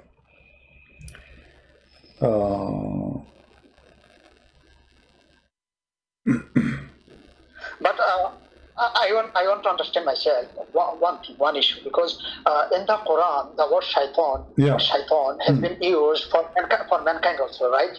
You also know, for referring to mankind also. For example, it is mentioned in the but this is not what we are talking about. Here we are talking about literally the offspring of shaitan. Correct? We are talking about the offspring of shaitan. Okay. So here the translation, I cannot find the original one. The translation is that shaitan, he lay eggs. Is it true that shaitan, he lay eggs? Yeah, I don't know actually. Okay, let us see if this is true or not. We can go and see. I mean, if you as a Muslim, if you want to understand a verse in the Quran like this, where do you go? Where do you go? First of all, Quran has explained itself. Here we go. I'm asking you to explain it. You have no idea. It says his offspring. It doesn't say anything else. Explain it for me. So if the Quran explains itself, so why you Muslim, you have all those books of tafsir? You are trying to fool who, my friend? If the Quran explains itself, why we have tafsir? Why we have 1,000 of books to explain a verse? If we do not need them. Yeah, No, I say that Quran has explained itself, and Quran has been explained by Sunnah, by Hadith, and Quran has been explained by the scholar. But we have to keep in mind that Quran is the criteria. This is what okay, let us see. Let us see. Okay, let me ask you: when the Muslim scholar explained the Quran, they fabricated explanation, or they are being truthful? There are different opinions and perspective for understanding the Quran. All opinion agree. All opinion agree. Hold on. This is Al-Qurtubi in the front of me. It says that Shaitan, Iblis, he used to have a penis in the right side of his thigh, and he have a vagina in the left side of his thigh. And when he wanna have sex with himself, he just shake his legs and he enter this into that by doing nikah. فهو ينكح هذا بهذا فيخرج له كل يوم 10 بيضات ويخرج من كل بيضة 70 شيطانا وشيطانا. So if you want to if himself, excuse my language, this is what the word is nikah, and this is the proof that Muslims, they lie to us when they say nikah mean marriage. Here we go, shaitan marrying himself. No, ينكح هذا بهذا. So he if this by that, he intercourse. That's what nikah mean. ينكح هذا بهذا فيخرج له. So every day he will lay down 10 eggs, and from every egg will come 70 male and female shaitana. We can click and translate in Google, so everybody can see that we are not making things up. Here we go. So hold on. Which tafsir is this? Al-Qurtubi. So here's the verse. You will take him and his offspring as guardians or Lord. This is Google translation, as you see. So it says here, I learned that the translation is funny. He said the devil inserted in his vagina into his private part. This is the word penis. So he lay 5 eggs, and this is the origin of his offspring. And it was said, God Almighty created for him a male in his right thigh and a vagina in the left. So he merged this into this. This is the word nukah. He F this with that, and he produced eggs for him every day, 10 eggs actually. And then from every egg, 70 devil, male and female, they come out. So the Quran, when the Quran say shaitan, he have offspring. Let me ask you a question. So is there any hadith regarding to this kind of statement, or any my friend, look how funny are you? You are saying to me, if there's any hadith. Well, you Muslims quoting this from where? You when you're a scholar, his books exist there, and you teach those are your top scholars, and nobody, you see, if we make a cartoon against Muhammad, you Muslims will go crazy. If somebody insult the Prophet, you want to kill him. Those people, they are praised as the best of you. Their books is published in, this is the website of Saudi Arabia, official government website. Nobody complain. Why? Because they believe in it. So how come suddenly you are saying to me, where this is coming from? Yeah, this is one kind of opinion of him, because other tafsir writer, they didn't mention this kind of statement. Yeah. So for example, Ibn Qasir, he didn't mention. For example, for example, Maududi, Maulana Maududi, in his Taqdim al-Quran. So he didn't mention. The tafsir I studied, this is Maulana Maududi. This is the tafsir I studied. So Al-Maududi, my friend. Okay, this is your prophet saying that. What we will do now? Isn't this your prophet saying that shaitan, he lay eggs? It's your prophet, he says shaitan lay eggs. So now we have Sahih Muslim, and we have the hadith, and we have the interpretation saying it clearly that shaitan, he lay eggs. Is Muhammad lying too? Okay, give me the reference. Actually, if you go in the same page, hold on. If you go in the same page, let me see if I still have it open. Here, you will see here it says, let us go down.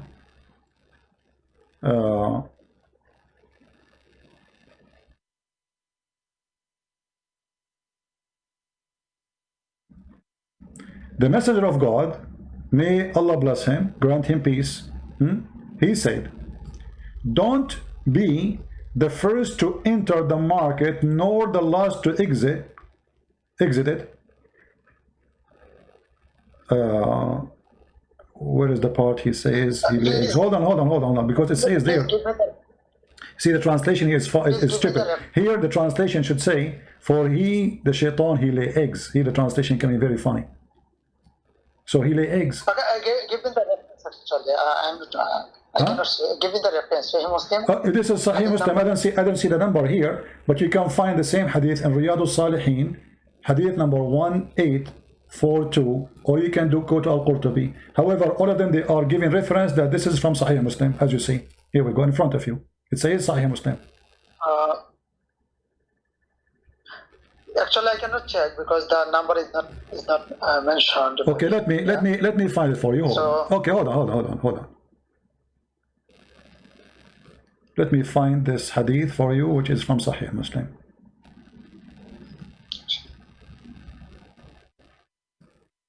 Actually, here it says, it's reported by Muslim. Do you see it? It says, رواه مسلم هكذا رواه مسلم هكذا والبرقاني في صحيحه. It says even this is authentic. Look, read with me. Does it say here in front of your eyes, and you claim that you know a little bit of Arabic? It's reported by Sahih Muslim as it is, and ورواه البرقاني في صحيحه in the authentic book. عن سلمان قال رسول الله صلى الله عليه وسلم, etc. So this is authentic. You Muslims agree that this is very authentic. Shaitan, he lay eggs. And the Quran says that you are going to take his offspring. So what we are talking about now, confirmed from the hadith and the explanation, that Shaitan have babies, and those babies are coming from eggs. And then Muhammad, he made one of the eggs of Shaitan, of offspring, convert to Islam. So Shaitan is not a pure evil. Okay, let me clarify myself this point, because when we said the word shaitan, it also refers to human beings also, yeah. My friend, this is not, no, this is not what we are talking about. This is not what we are talking about. This is not what we are talking about. This is not what we are talking about. You're a prophet, make it clear. No. I can say to somebody, you are a shaitan, but he's not. I'm talking about his behavior, his, how bad he is, etc. But doesn't mean really he is a shaitan. When we say shaitan, and we are speaking about a person, he is not a human. That is a shaitan, that's it. So you're a prophet saying that he converted his shaitan into Islam. He did not convert a human into Islam. And he called him shaitan. And he claimed that shaitan have babies.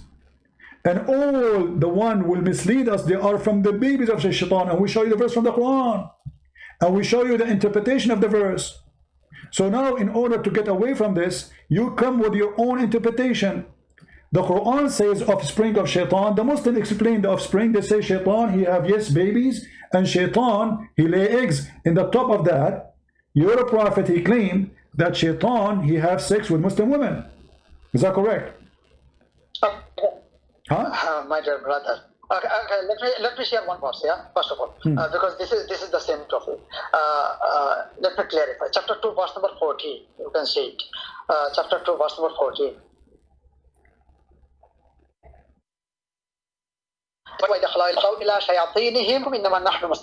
When they meet those who believe, they say, we believe. But when they meet along with the shaitan, so this word shaitan is referring to those human beings. So it may be that among the okay, hold on. Do you accept the interpretation of the verse, or you have your own verses, your own interpretation? Any verse you quote for me? Do you accept your scholars? Do you accept shaitanihi, my friend? You see, you claim that you have knowledge. Shaitanihi, you're a prophet. He claimed that everyone he have a shaitan accompany him. And this is what Aisha, she's talking about. And Muhammad, Aisha, she want to have sex. She came to Muhammad. She said to him, she put her hand in his hair.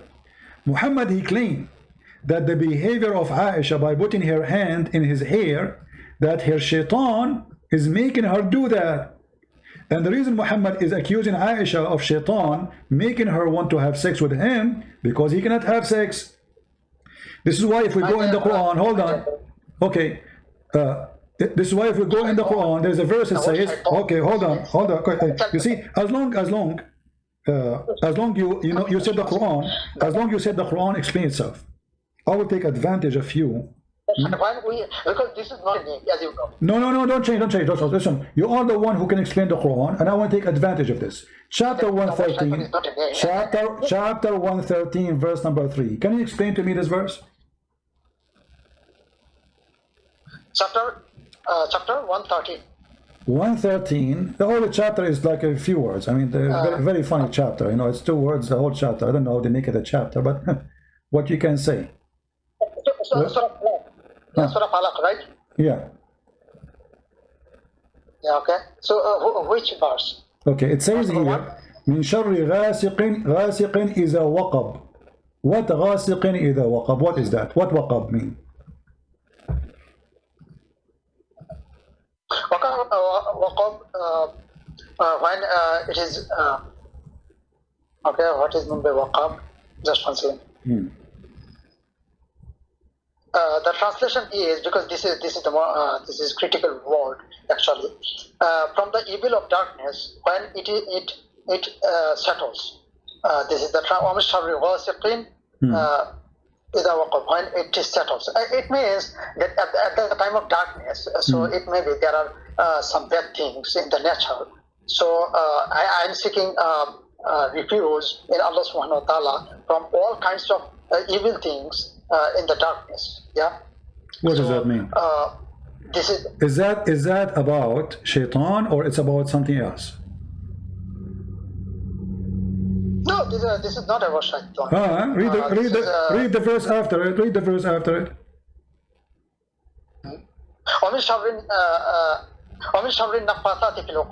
the evil of the blowers in knots. Okay. It means the magician or something like that, the magic influence. Yeah. Okay. So this is about magic influence and about what? Listen, you are speaking too fast, my friend. I'm trying to understand you. So, in Shari Ghasiqin is a waqab. What does have to do with the witchcraft? What is the connection?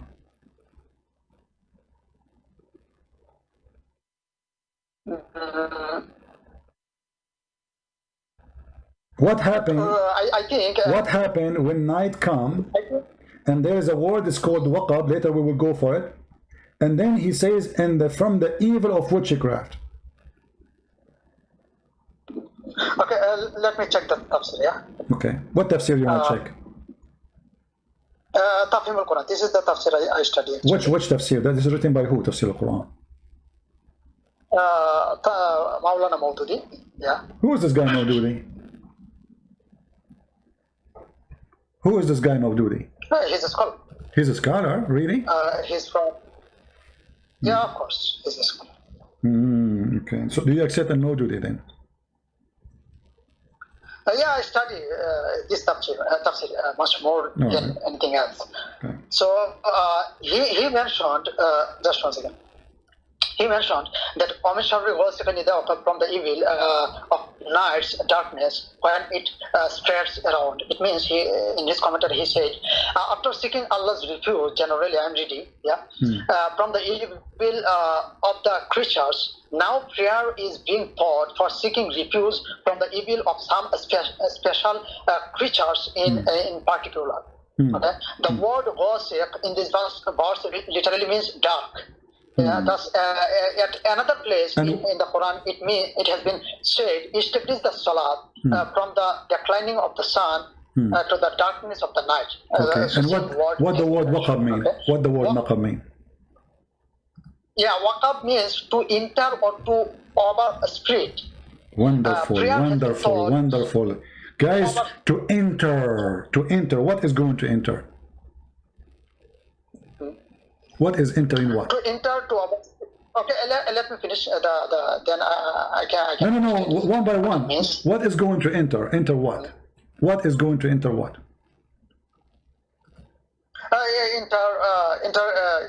something, for example, enter into the house, yeah, enter into our body. Is it possible? Is it possible that this is about penis? No, of course not. What is the Arabic word for penis? Okay. Do you want to make a challenge that this is about penis? Do you want to challenge me? Yeah, yeah, of course I challenge. I don't agree. You know, no. There's different. You agree or not? Do you dare to challenge me? This is not about agree. This is not about me and you. Do you dare to challenge me to prove to you from your Islamic books that this is about the penis of Muhammad?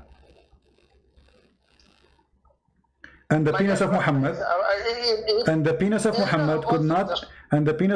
could not function because when Aisha, she came to him trying to sleep with him, Muhammad, in order to get rid of her, he says to her, "Your Satan come to you, Aisha." And then he recites these verses saying that the rest of the verse, which you know, that when the night come and when the penises stand. Is that correct explanation for the verse, or I'm making things up? Of course not. Of course not. This is making up by some nonsense. All right. Well, the one is lying. Okay, let us make an agreement, me and you. The one is lying. He have to agree that he's lying. You have to admit, correct? Do you agree? Yeah, of course. Yeah, I agree. Okay, I will put it in the screen in a second. Give me a second. What is mentioned in this tafsir? Into our street. Hold on. Don't change topic. Don't change the topic. Don't change the topic. Don't change the topic. I don't say things unless it's true. And you should know better. You should know. You should know that you are talking to Christian Prince, and people, they will challenge him. And if he fails to prove what he say, people will laugh, right? So when we say something, we have to prove it. Okay. Let us see. Yeah, of course. Okay, let me finish. Don't change the topic. Hold on. عن ابن عباس وفي تفسير عن ابن عباس رضي الله عنه ومن شر غاسق إذا وقب قال قيام الذكر. Translate for me. Do you know what I'm saying? Okay, let me finish this. Then No, don't finish. No, don't finish. So, is it about the penis of your prophet? Yes or no?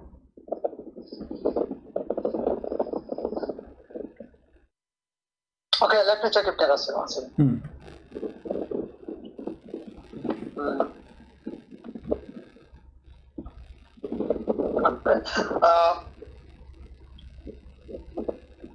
Ibn Qasim mentioned that from the evil of Ghasiqin when waqab, waqab is the night. When it waqab refers to setting of the sun. What? Bukhari mentioned this from Ibn Nazir, reported similar hadith. The same was. My friend, read with me in the screen. Read with me in the screen. I'm showing you the reference in the screen. I can show it to you from tons of books, not only one. Not only one. Endless books. غاسق إذا وقب is the stand up of the penis. Excuse my language, guys, when the penis get excited. Where did you get it? This is not in Tafsir ibn Abbas. So it says in the front of you. I'm going to click in the front of everybody. Hold on. You see, guys, this is not. I'm not. Did I say even the name of the tafsir? The one who said that explanation is Ibn Abbas. Do you agree with Ibn Abbas or you don't? Okay, let me check first of all what Ibn Abbas said. But in Tafsir ibn Kasir, it is not mentioned, so you cannot show me from Tafsir ibn Kasir.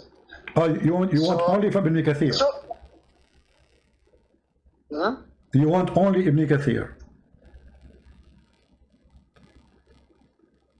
No, I said because first of all you mentioned that this is mentioned in the Tafsir ibn Kasir, so No, I did not say this is from Ibn Kathir. I did not say this is Ibn Kathir. I did not say this. I did not say anything about waqaf from Ibn Kathir. I'm saying to you, you say, what are wrong with Muslims? Since we start talking until now, we did not say even Ibn Kathir. What are you talking about? This verse here, according to Ibn Abbas, is it about the penis of Muhammad? Yes or no? Of course not. It is not. So why Ibn Abbas saying that? Okay, let me check. One second. This is variant number 2. Variant number 2, page number 28. And this is your Islamic website, Islam Port. Ihya Ulum al-Din by the Imam al-Ghazali. We will click at the translate into English in the front of everybody's eyes.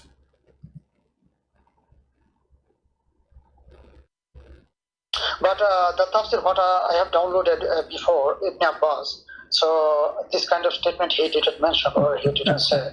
I did not say. You're not listening. Ibn Abbas said. Did I say Tafsir Ibn Abbas? I said Ibn Abbas said. Not everything Ibn Abbas said. The Tafsir Ibn Abbas actually is not even a book written by Ibn Abbas. It's a guy who collect what Ibn Abbas say to put it in a book. But he did not mention everything Ibn Abbas said. So you are not listening. I'm asking you, does it say that or I'm making things up?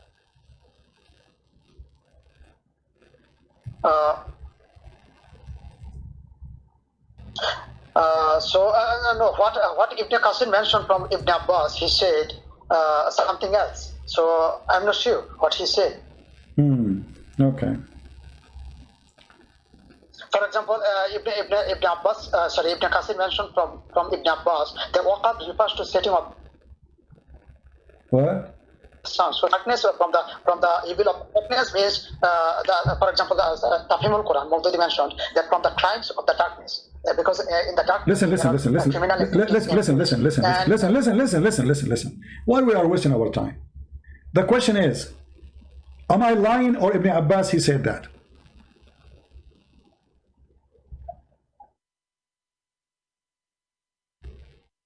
What do you think? Am I lying or Ibn Abbas he said that word by word? That this is about the penis of Muhammad.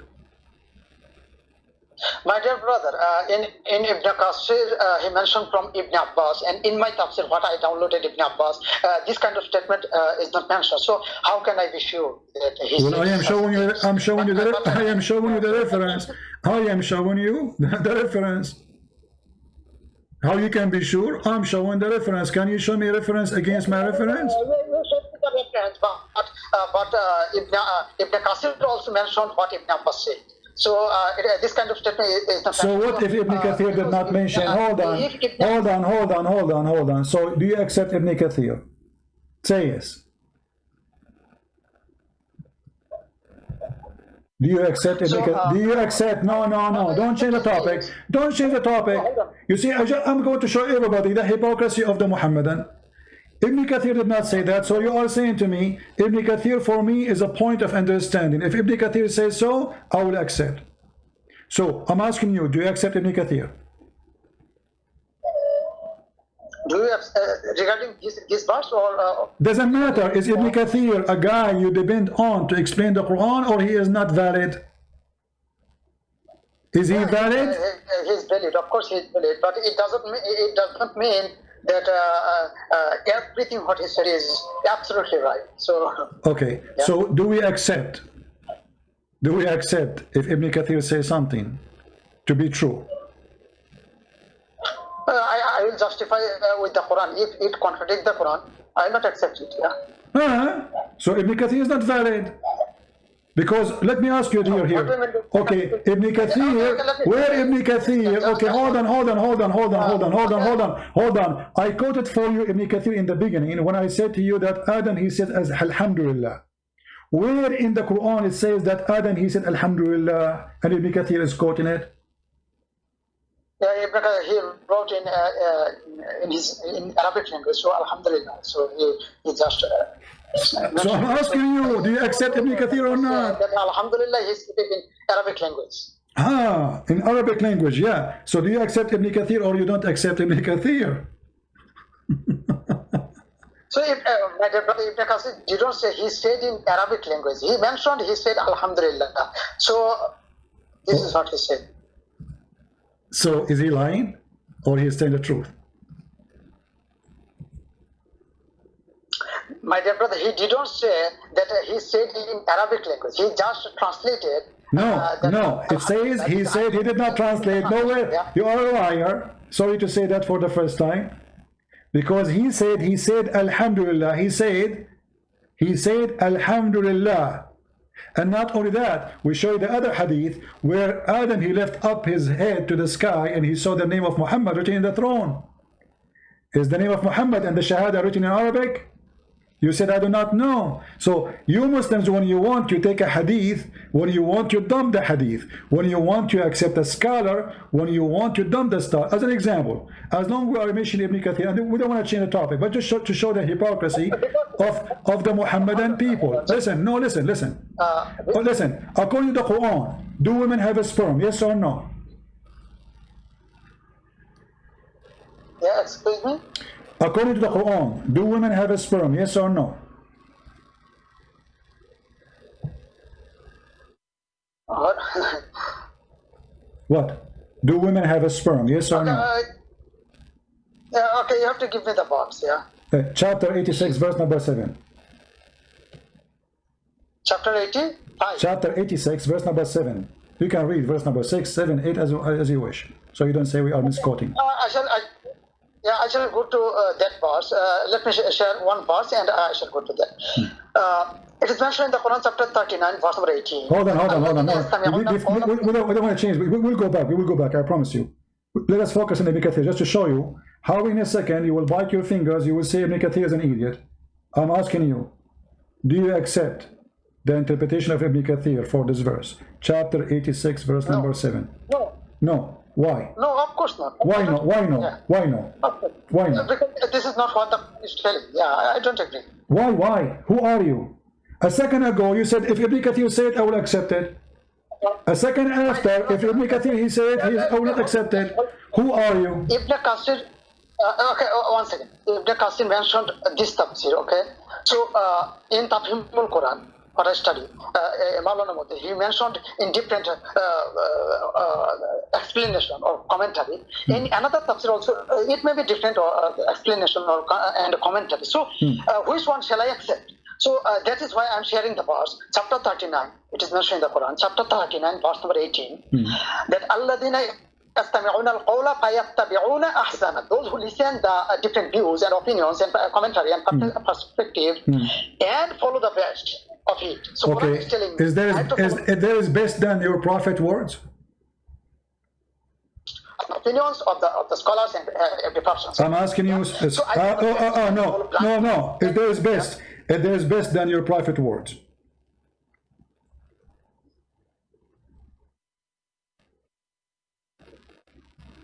If there is best, you said you will follow the best of it. So are you saying to me the Quran, Allah, you see how you contradict yourself? You said to me the Quran is a clear, explain itself. And now you are saying to me the Muslim, they will follow the best of the interpretation. Listen, when your prophet said, this is your prophet saying that the woman, she have a sperm, and this sperm is yellow water she see in her private part when she have orgasm. Do you agree with your prophet, or your prophet is not valid, the same as Ibn Kathir for you now? Okay, let me tell you one thing, just one thing. So, when you said that Quran is clear, I said... Don't tell me anything, please answer the question, and then we can go there. Do you agree with your prophet, or he is the same as Ibn Kathir, he is fabricating words? He said, the messenger of Allah said, the man water is white and thick, and this is the sperm of the man, the semen of the man, we understand that. And the woman water is a thin and yellow. Whichever of them comes first, the child will resemble the parents. Do you agree with that? I don't know, actually. This is a hadith or Qadhi. How come a second? What do you mean you do not know? Your prophet said that this is sahih. Do you accept what your prophet, or you don't accept what your prophet said? As simple as that. What do you mean you don't know? Regarding to hadith, yeah, regarding to hadith, first of all, most of the hadith I am neutral. Do you know neutral means? Abdul, it says sahih. It says it is sahih. And actually, this is what Ibn Kathir, he quoted. Hold on. Let me show everybody how hypocrite you are. Isn't it Ibn Kathir? Isn't it Ibn Kathir? He based his interpretation based on your prophet words, or no? Okay, let me tell you first of all. No, don't tell me, don't tell me, don't tell me. Don't tell me. Does it say there? Does it say there Sahih? Only just Quran. Does it say there Sahih or not? Does it say there Sahih or not? Does it say Sahih? Yeah, it is Sahih. Okay, is Sahih mean authentic or it's mean fabricated? No, Sahih means authentic. It Okay, does not mean so that, for example, there are some Sahih hadith. Okay, let me tell you.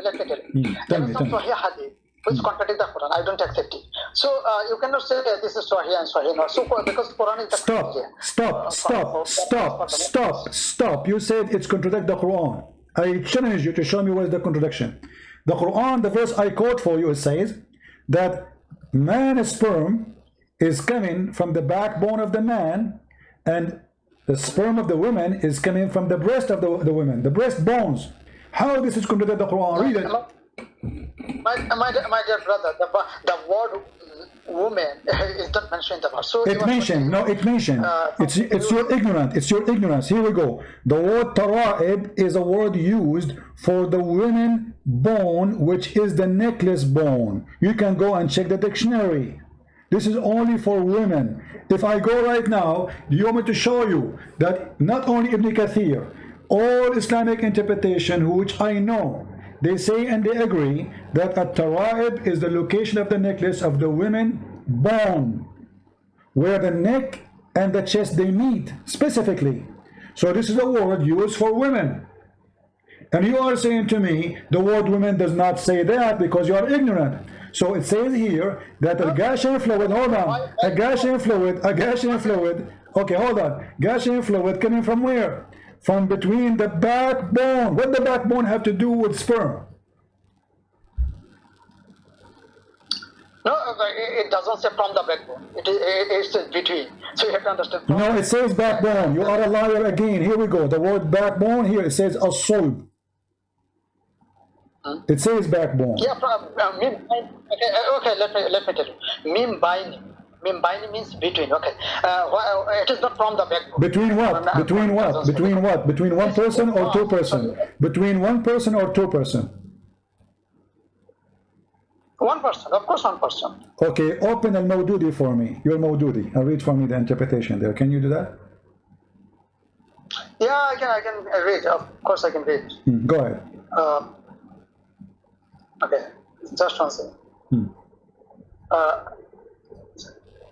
But I have 4% stars in my phone. It is going to off. So, what? Just one second. I have 4% stars charge in my phone, actually 3%. Oh, okay, no problem. You can call me whatever you want. Yeah, I shall charge my phone and I shall come back, no problem. But let me read, just 3% charge. One second.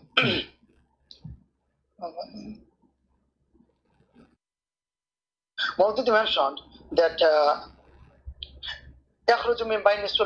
emanating from the between the loins and the ribs. So he translated between the loins and the ribs, because the word solvent also means loins. A fluid gushing forth means ejaculation of semen carrying the sperm. One of the minute or usually actively malignant gametes, a mature male reproductive cell in semen, which serves to fertilize the female ovum. Sperms are produced by tests. Each test has 800 small tubules. Okay, so in this... Take care. All of this in Tafsir al-Mawdudi, so he's adding things, it's not the Quran. You say to me, if the interpretation is against the Quran, we don't take it. Where he got this is from? How come you don't question the stupid... Just to show you your hypocrisy. We showed you what your prophet said, which is the scholars, they base in what your prophet said, you deny it, you don't want it. So you go to Al-Mawdudi, who is a kid, he cannot even join my classroom to spank him. Who is Al-Mawdudi, this guy? This guy became a scholar now, Dudi. We are not getting you Dudi. We are getting you Al-Qurtubi, Al-Tabari, Al-Jalalain. We are getting you your big scholar, you get me Dudi. Why? Because Dudi is having a new interpretation to fit with the word today, for the Quran is a joke. If we go right now to Ibn Kathir, he is not Dudi. He is way higher than Dudi and Nudi. So Ibn Kathir, when he translate, or he give interpretation, he is quoting what your prophet said, not his own. And in order for you to get away from this, you say, I am not going to accept Ibn Kathir, I want to accept Dudi, who wrote a book yesterday to explain something is not there. The Quran make it clear that women and men, both they have water. No, yeah, hold on, let me show you everybody. Everybody will laugh at you. Everybody will laugh at you. You are not decent and your duty is a fraud. Proceeding from between the backbone and the ribs. Hold on. Meaning the backbone of the man and the ribs of the women, which is referring to the chest. Do you see the word chest? This is what it means, chest of the women. This is why all scholars agree that this. Shut up. You know, I give you time to speak. Now you are lying and you are duty. And now he is quoting for you that you're a prophet. He said. Who said that? You're a prophet. He said. And proceeded from between the backbone and the ribs, the backbone of the man and ribs of the women. And then he said, and it's a fluid, is yellow, fine in textures. The child will not be born except from both of them. And this is exactly what your prophet said. He's quoting your prophet. So which one is correct? The one who quote your prophet or the one who quote Dudi? Yeah, that's why there are different, yeah. Yeah. I'm asking you, which one is more valid? The one who quote an authentic hadith from your prophet explaining the Quran, or the one who is quoting books of science have nothing to do with the Quran? Which one is your Dudi? Muhammad or Al-Mawdudi? So we refuse what Muhammad say now. He is the prophet of Islam. He knew best what the Quran means, and now we go after Dudi, because Dudi will avoid us from getting busted. Hey, just go charge your phone. Go charge your phone. It's okay. Go charge your phone. May the Lord have mercy on your stupidity.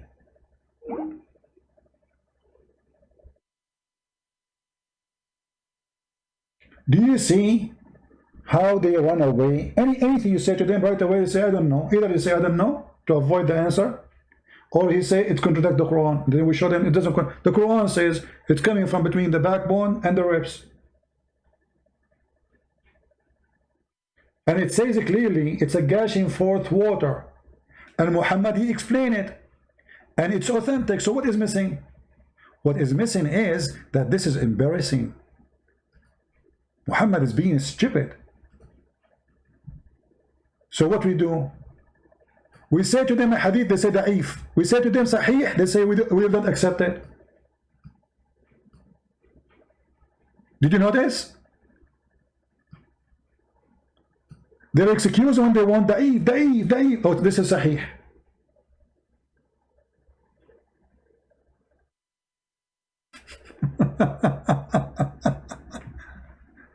How in the world this religion function? Where is your dignity? Where is your honesty? Why we have to lie to each other forever? Can't we be honest? Why we cannot be honest? Honesty will bring embarrassment.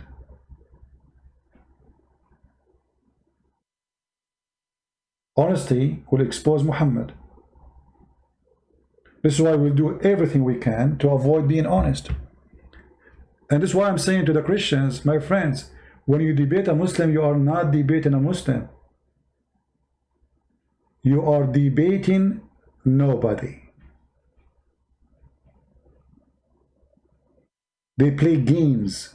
Debate always have to happen between two honest, decent people. Otherwise, there's no debate. If you say to me, does your Bible says that, and the Bible says that, and I say, no, it doesn't say that, that means I am not a decent person. So debate me about what? David Wood, he said to Mimi Hijab, your God have parts. Mimi Hijab, he says, who said so? We have Fifi video saying so. We have all the Muslim. Fifi is no one, he's just a kid. But we have tons of Muslim scholars, high names, and Muhammad saying so, and the Quran saying so. So what we teach you here is not really debating skills, is cornering skills.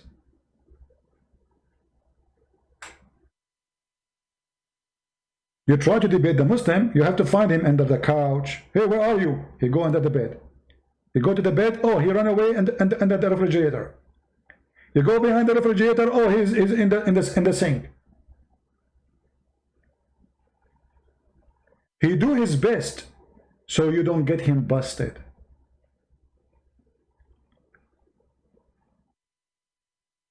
Quran, Hadith, reference, all showing one thing: Islam is crazy. Shaitan became a Muslim. I mean, can you believe it? And not only that, by the way, Muhammad, he go far and he say Shaitan, he command him.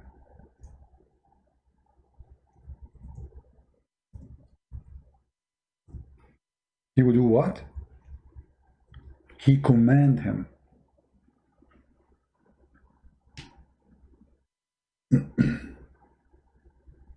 He command him to do what? To do good. And guys, read with me carefully. Do you see the Muslim interpretation? Sorry, translation? Look what they put here. There's none amongst you whom is not attached to from among the genie, and then the devil, he's talking about Shaitan.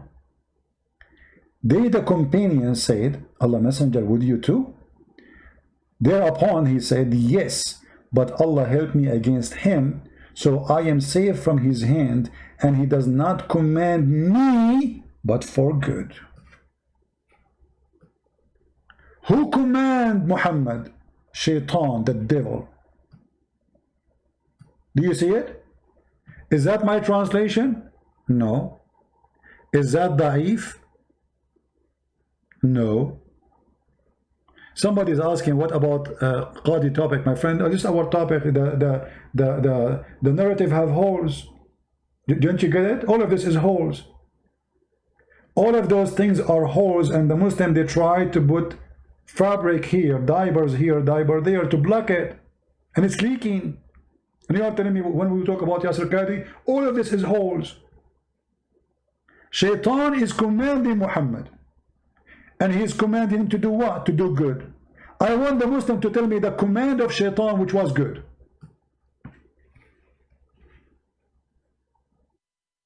Any Muslim? No, my internet connection is very good. If you have a problem, this is from your side, my friend. This is from your side. Are we lying when you say Muhammad received command from the devil? No. Is that my website? No. Is that a hadith I translated maybe? Trying to make Muhammad look ugly, stupid?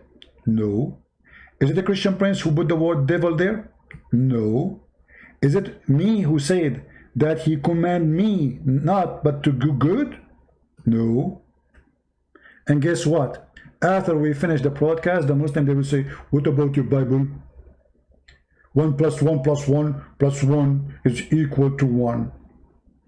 They have the speed of light to change topic to avoid the embarrassment and the stupidity and the holes in the narrative. No, it doesn't say that, CP. Who is a Muslim can tell me what is the good command that the devil gave Muhammad? Like what? Give it charity?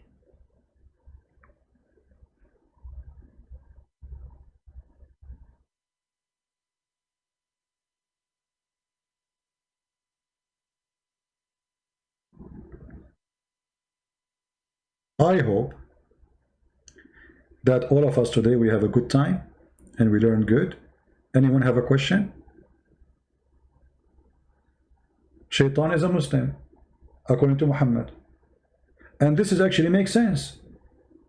Muhammad, he teach to rape. Muhammad, he teach to kill, to steal. He just, and not only that, he justify it. You see what make it more ugly? That you go and rape somebody and you justify the rape. You steal the money of somebody and you justify the stealing.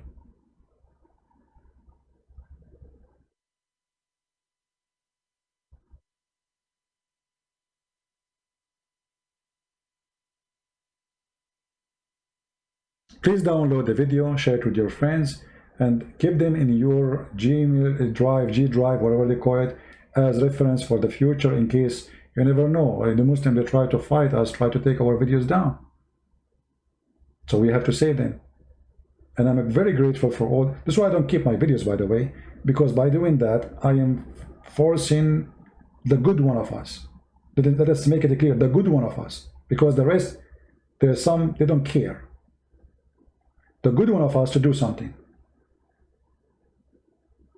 The Lord, he said, from their fruits you shall know them.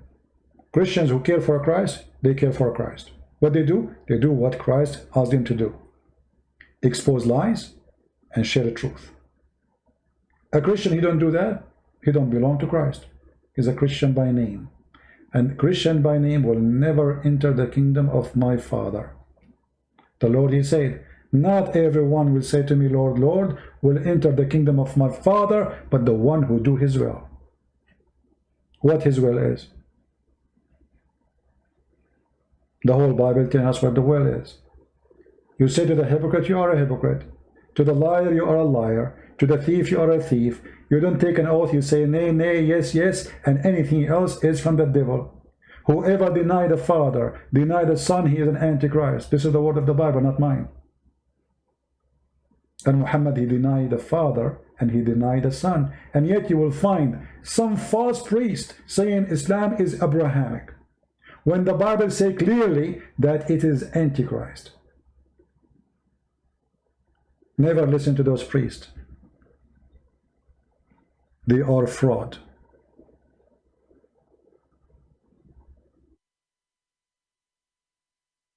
They are totally fraud. This is how you know them. Satan considered as God in the Bible, yes or no? Well, here we go. Just to give you an example of Muslims asking question.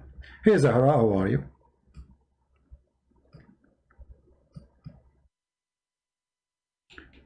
Yes or no? Satan considered as God in the Bible. You are first misquoting the Bible. The Bible says the God of this world. So why you are lying? Why you don't add what is not after the word God? And not only that, it's mentioned the word God, not as the word Jehovah or Elohim. It mentioned it as little God, which means fake God. Even in English, you use little g when you describe about false God. Isn't this what the Bible says? However, isn't your God in the Quran says the same?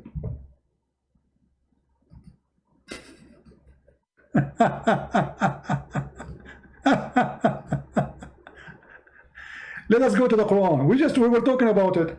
Your Quran saying you are going to worship Shaitan as God and his kids. Not only Shaitan, even his kids.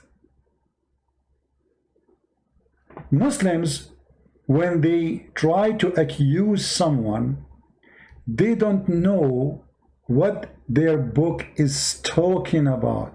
I never saw a Muslim, he knew what he's talking about actually.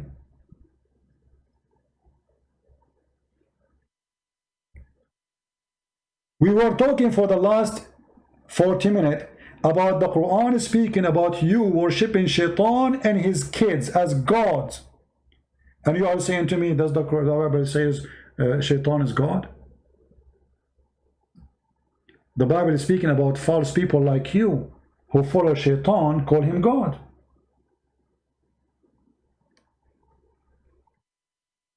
People like you who believe that Shaitan, he had sex with himself and he had babies.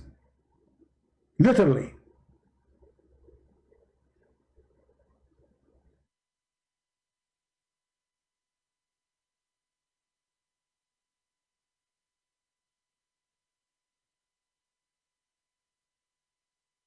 This is how the Muslims, they try to refute you, by misquoting always the Bible. Chapter 18, verse number 50. It says, and this is your translation,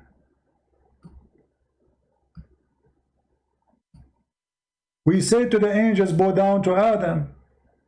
They bow down, except Shaitan. He was one of the jinn. He defied the command of the Lord. Will you take him and his offspring as lords?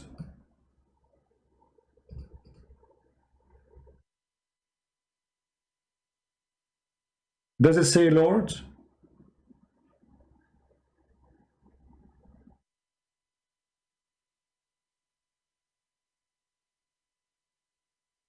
Do you see the hypocrisy of the Muhammadan? The Bible clearly saying that Shaitan is God in this earth. Why? Because many people worship him. And this is true. But there's only one true God. He is the one who will defeat Satan. And even your prophet said that when Shaitan, he sees Jesus the Christ, he will melt like salt in the water. Can you believe it? When Satan,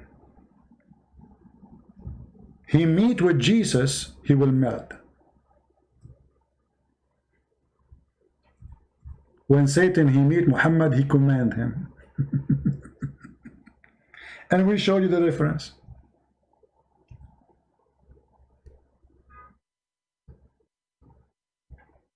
Do you see the difference?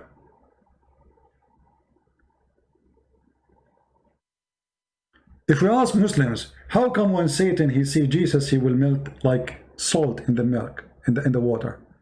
Anyone have explanation?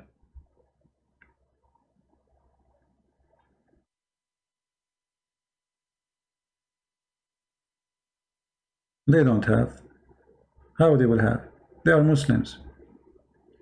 I never saw a Muslim, he knew what he's talking about.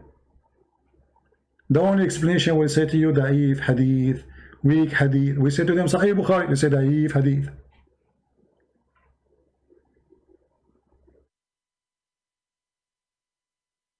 Let me show you this reference here, so we can laugh together.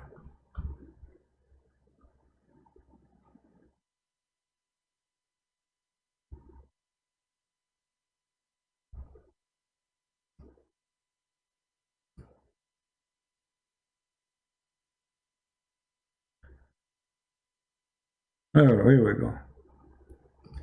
When the Dajjal look at him who? Isa.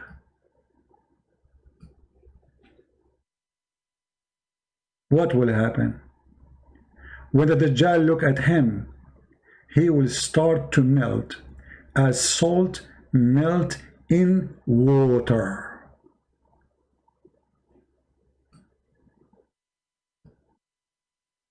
We can show you another hadith. This is one of many.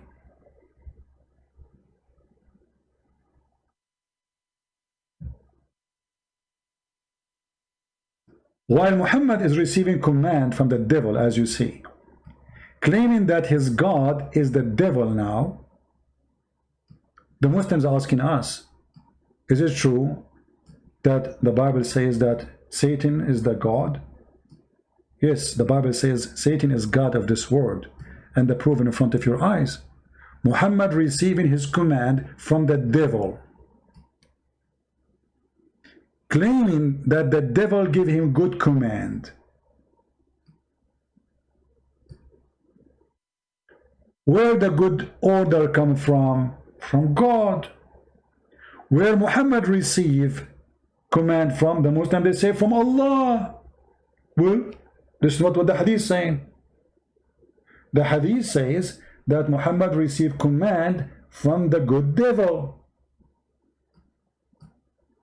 Is it me who's saying that?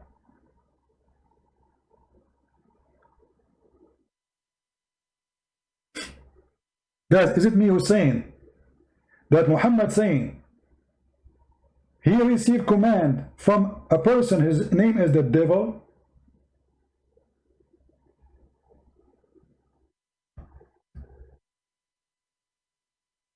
It's in the front of you.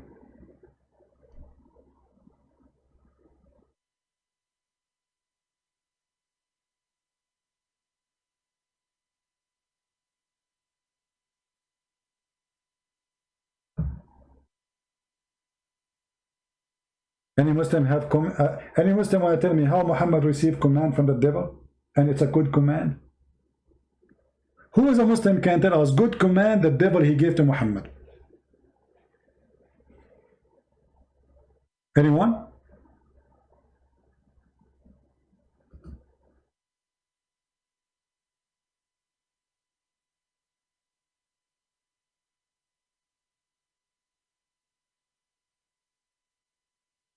Anyone can tell me one good command the devil gave Muhammad? So even your prophet, he agreed that he received command and he obeyed the devil, claiming that this devil is a good devil. It doesn't matter. First of all, it's very funny to say that the devil is good. Secondly, it's funny to say that you're a prophet and you receive command from someone other than God.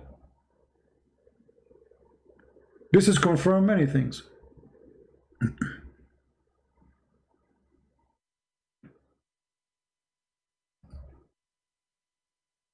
That Islam is a shish kebab, hummus. Muslim, they have no idea what they are worshipping. Muhammad himself, he agreed that he received command from the devil, claiming that his devil is good devil. Doesn't matter, he is the devil. And there's no way the devil will give good. Why we call him devil anyway if he is good?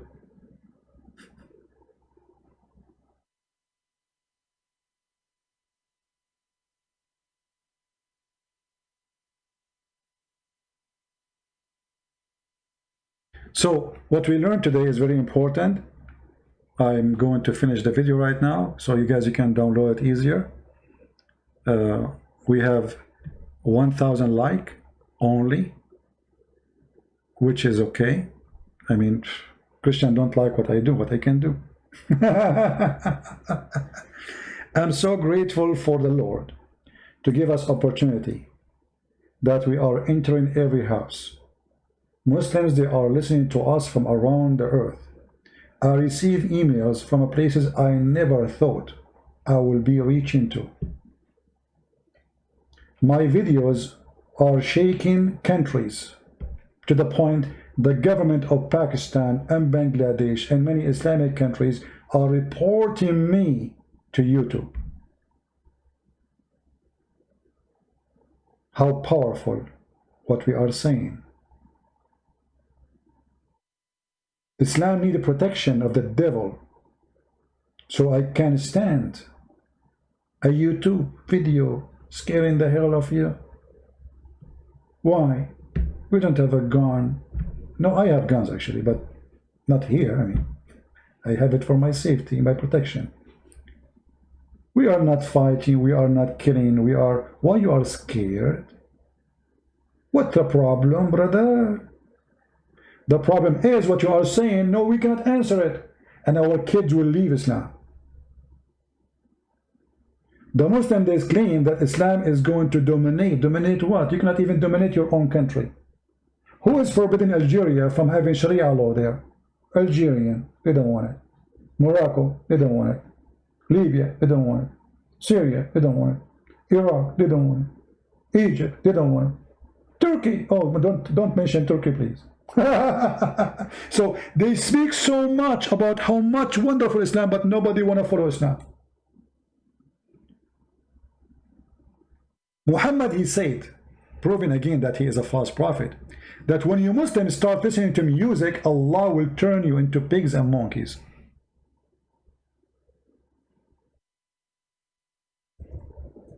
Have you ever heard of one he drank wine from you Muslims?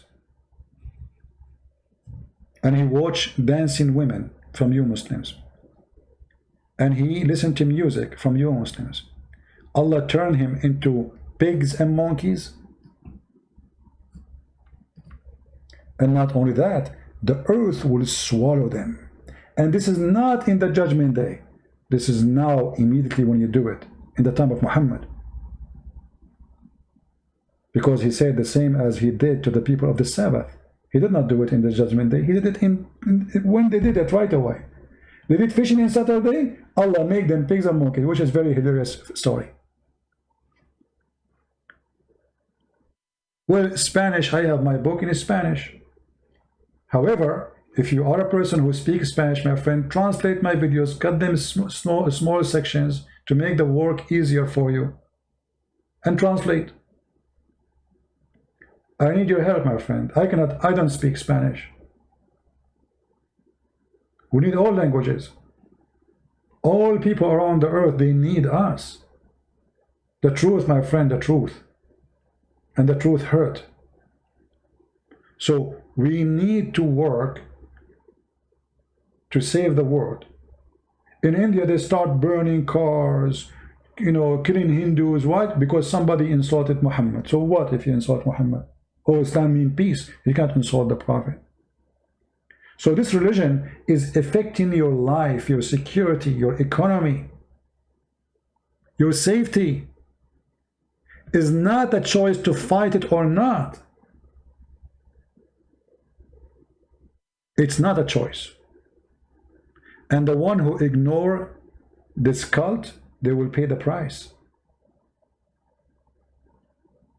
And again, soon, and I'm so excited, a big company already are launching thousands of satellites, and the internet will be reaching every house in the world wirelessly. Government cannot control it. They cannot block it. They cannot use a proxy.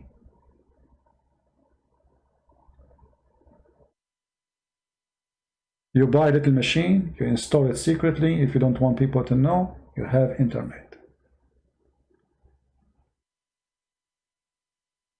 How they can stop that? Right now they are blocking our pages, our websites, our videos. Good luck with that.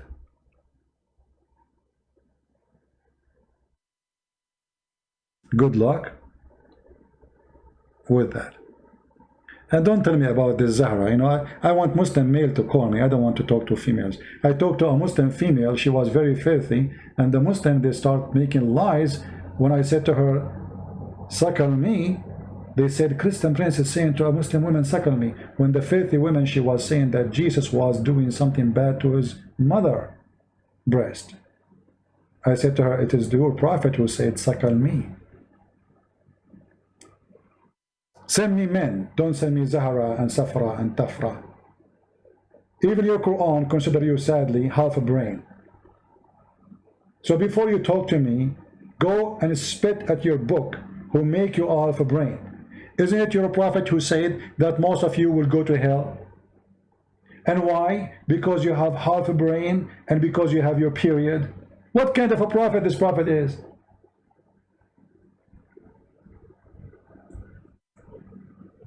So you are smart to talk to me as a female, but you are stupid to accept Muhammad saying you are half a brain? Which one is you?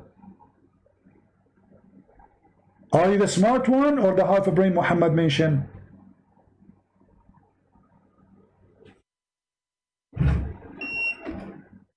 Here you see the hypocrisy of this nation. Oh, the prophet is saying the truth. Women, they have emotion. Women, they have emotion. So why you don't call me? Why you call me? Am I going to talk to your brain or your emotion? If you have emotion, that's when you lost your mind. Will men have emotion too? One woman with short skirt will make 10 men lose their mind, not only their emotion.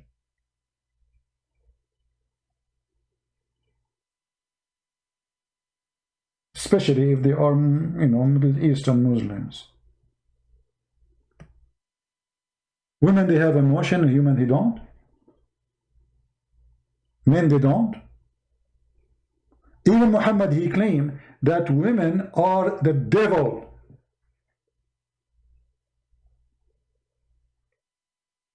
when they asked Muhammad, what is the proof that women, she is having deficiency?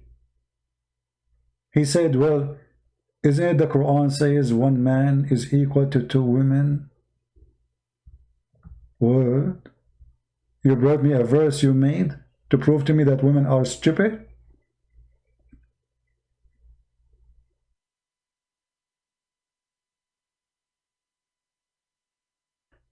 And he added to make it more stupid that because you have your period, you are going to go to hell too. Look at this. They are asking him, why we will go to hell? He said, isn't it true that the witnesses of a man equal to two? What is our problem with our intellect? Among the women who are, he said, who are deficient in their intelligence and religion, I have not seen any more able to remove the understanding of the burden of the man, one of you. They ask, what is deficiency in our religion and our intelligence, O Messenger of Allah? He replied, isn't it testimony of a woman equivalent of a half testimony of, you are a half man.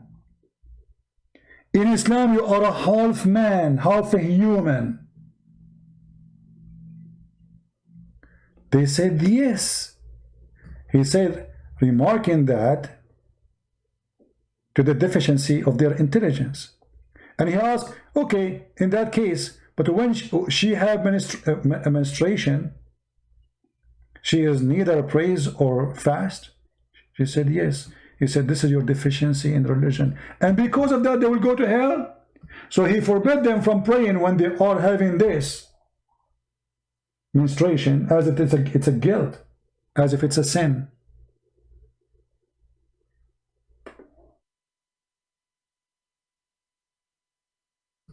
I will be accept to talk to a Muslim woman if she accept that Muhammad is a fraud and she is not half a brain.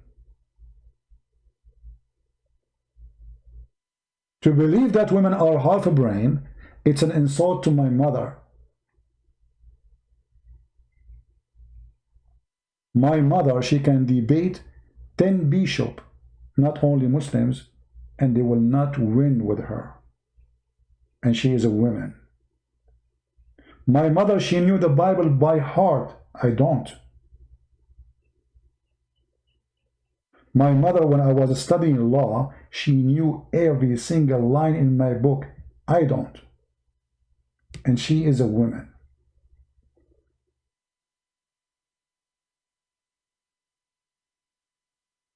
In fact, when Muhammad, he said that the testimony of two women equal to one, not only show us that he is a fraud, but he showed us that he's stupid. Because he explained why. She have a memory problem. But all of us, we knew when it's come to witnessing, women, they can witness better than us. You take a man to a restaurant, she will not remember what he ate today in the morning. You take a woman to a restaurant or a party, she will tell you what everyone was wearing in the party. Their shoes, their perfume, their necklace, their earring. I mean, she is the best witness to witness.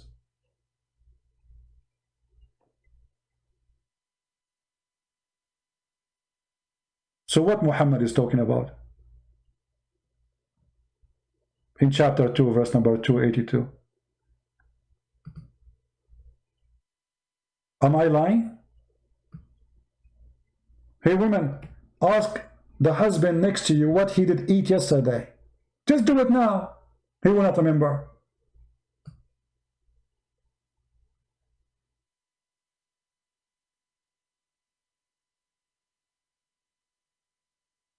Ask a woman about a wedding party she attended a year ago. She will give you details you cannot imagine.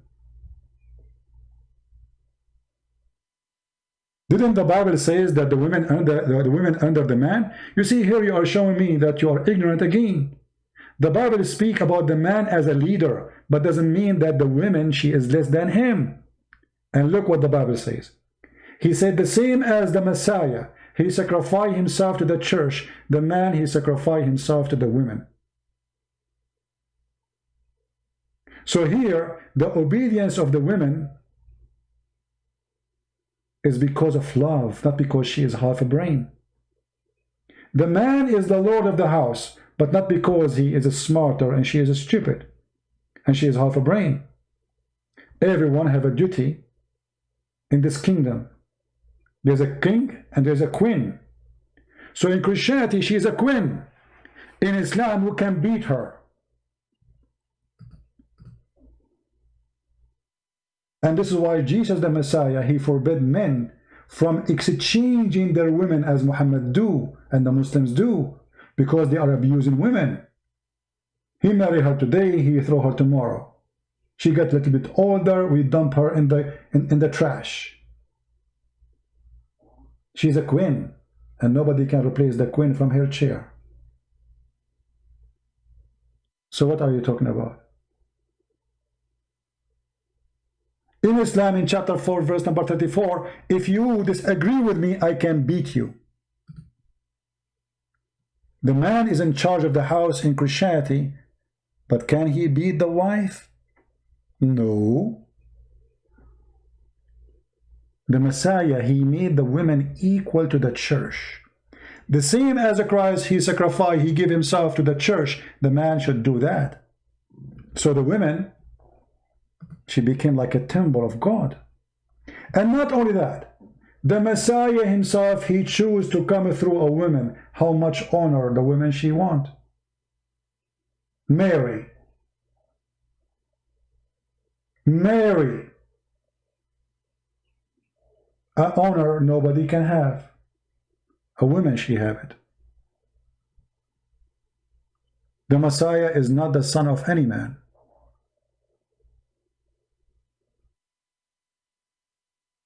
But he is born of a woman. Her name is Mary. Do you see how much honor the Messiah he gave to the woman? Every woman should be proud that she is Mary.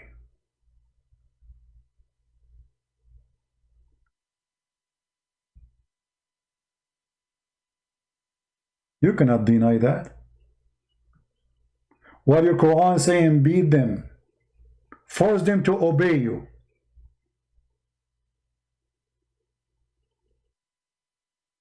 The Bible was saying love them.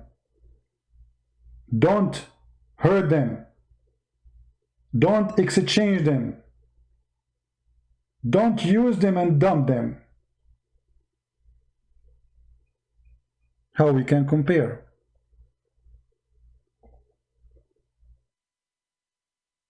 I remember once a Muslim woman, she is a nice woman actually, she was visiting my mother, and my mother, she was cooking.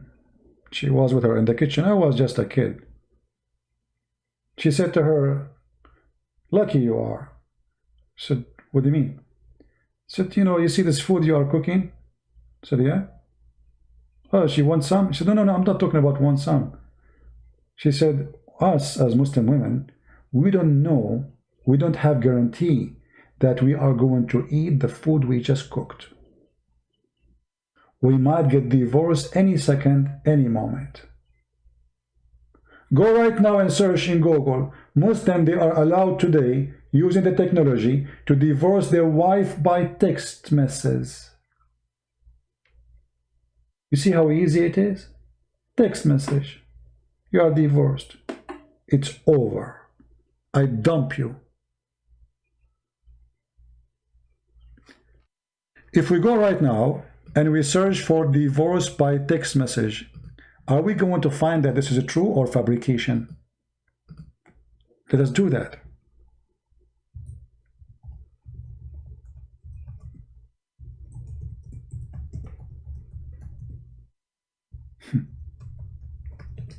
How horrible. How sad.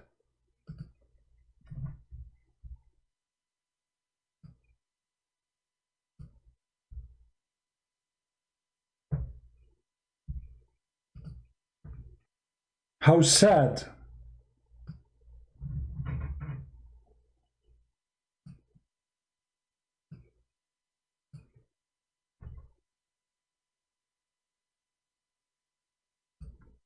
Question.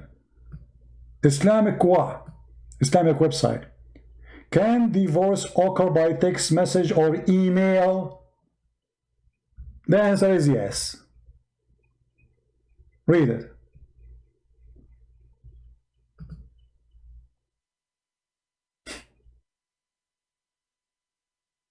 Is that how easy it is? Yes.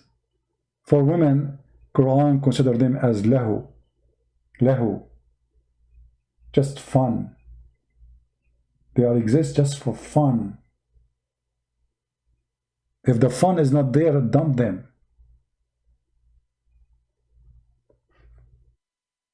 The man, he cannot do that in Christianity unless he is not following God. So we cannot compare.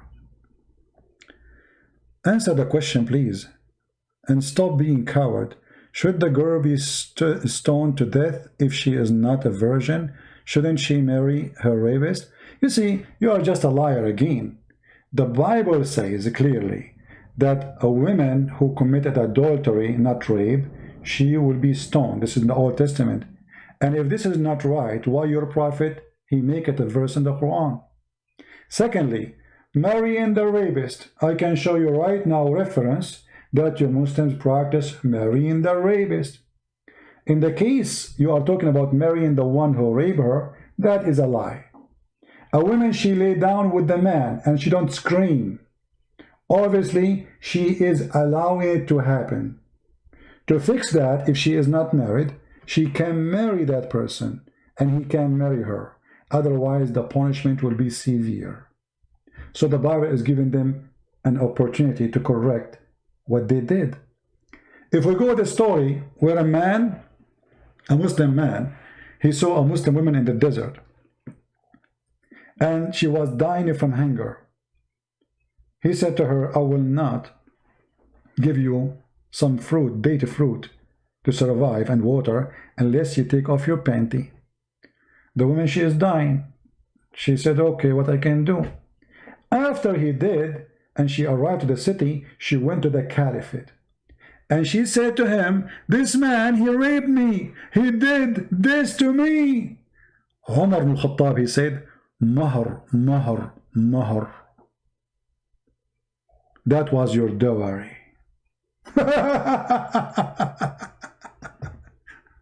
So you just said clearly that adultery in Christianity and in the Old Testament is a big sin. In Islam, your prophet, he allow you even to be a sex tourist. 3 days vacation, no worry. Read the hadith with me.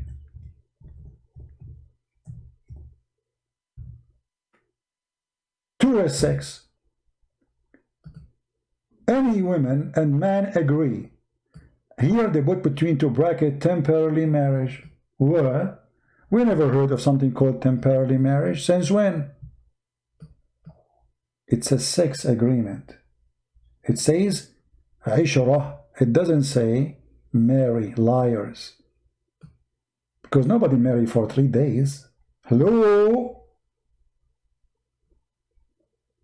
So why in the Bible, and you just said to us, a man who lay down with the women and she don't scream and she is not married, he have to marry her because nobody will marry her after that. This is a very conservative society.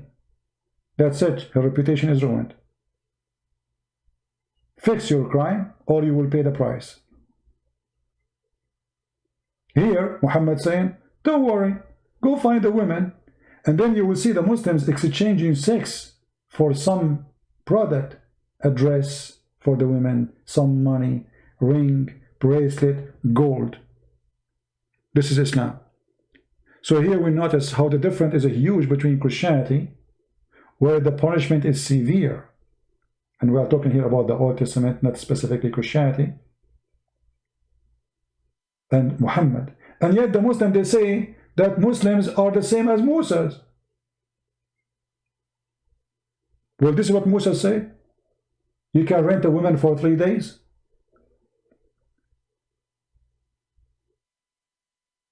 And what make it more horrible, you will find even the Muslims agree that muta is a rented women. Rented what? Rented women. No, Christian Prince, no way. It doesn't say that. No, it does. Here we go. I will put the reference in front of you.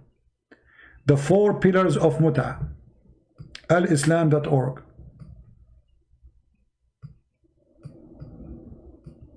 I hope the text is clear for all of you, so you can read and see. To make it short, if you open this page, search for the word rent. Rented. As simple as that. I mean, they are not even ashamed to say the word rent. Can you believe it?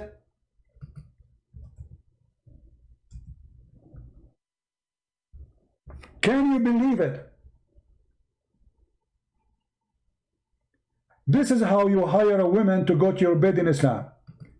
I have given you as gift my possession, the money. I have rented you.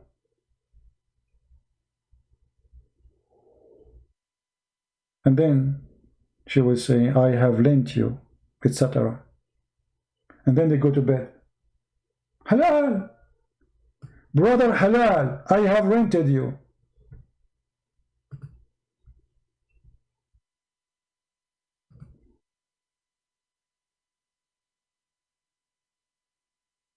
Since it was, as was pointed out above, that women takes on a certain legal like category of rented property.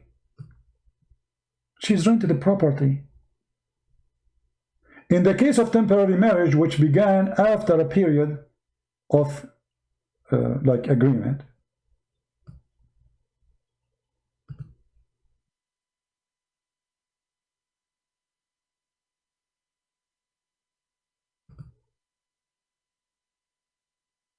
the hadith, as it stated in general hadith, which state that the women who enter into muta rented. I mean, do you see how many times the word rented mentioned?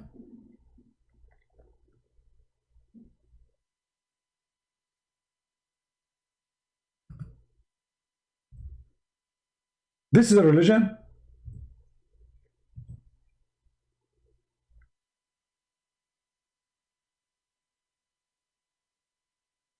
What is this? You tell me.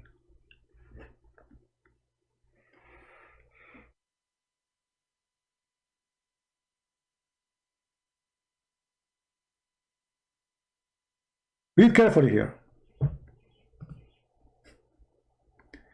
The purpose of rental. The purpose of what? Rental.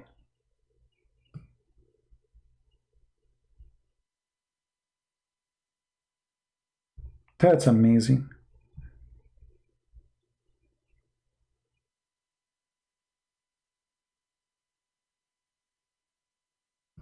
In some work, special term is applied to women who participate in muta, musta'jara, or rented women. Muta is considered as a kind of rental because in general, a man's basic aim is this kind of marriage is sexual enjoyment of the women.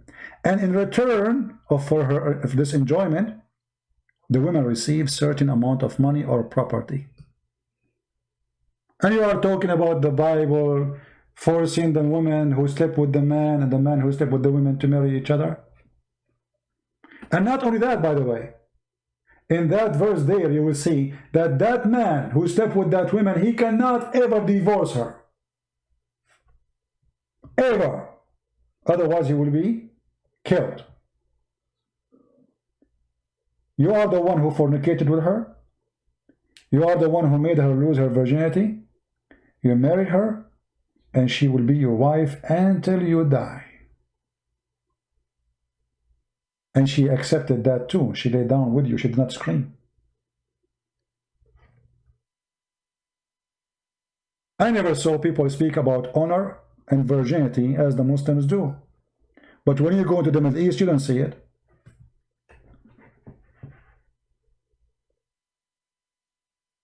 So I answer you, Zahra, and you are rented women. And you obviously are half a brain. After all this answer, she said, you did not answer me. Get up. After all dump I throw on you, I did not answer you yet, so when I'm going to answer? Go, muta. Go do muta. I'm sure you will find some people looking for property to rent. No dignity. And you know, you notice they get so angry and so upset because the truth hurt. I mean, how in the world I can believe in such a prophet? He says, you can rent a woman. Can I rent Muhammad's daughter? And just to show you the hypocrite Muhammad, when Ali, he wanted to marry additional women beside the daughter of Muhammad, do you know what Muhammad did? You cannot do that. You cannot do that. Or you told them they can. Just because she is his daughter, you cannot? Coward hypocrite. Muhammad, he have no problem that you go sleep around with other women, but don't do that with his daughter. Coward.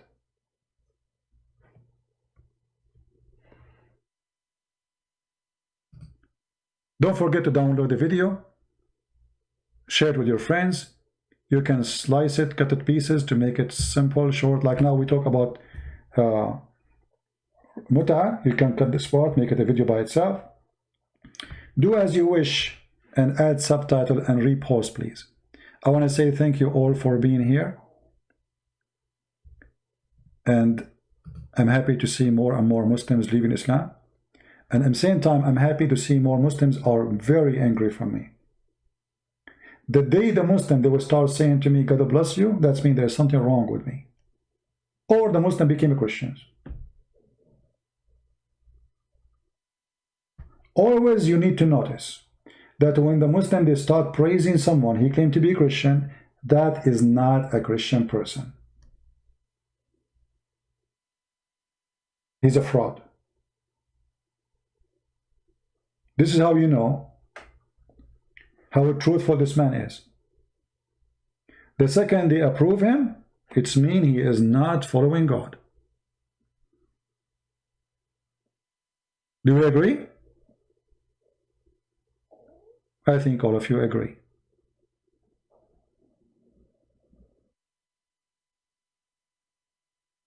And just to show you that we are the follower of the true Lord, the Muslims, when you start spanking Muhammad with no mercy, they say to you, is that what the Christ he said to you? To be nice? Is that what the Christ he taught you? Is that what the Bible teach you? They make fun of us for being Christian 24 hours, 7 days a week. The second you start spanking Muhammad, they want you to be Christian. You are not good Christian. You are not true Christian. This is what they say to you. You are following the wrong Bible. The second you start spanking Muhammad, they want you to be true Christian by following the Bible. But guess what? We are following the Bible. The Bible, he said to false people, hypocrite, liars, Satans, sons of Satans.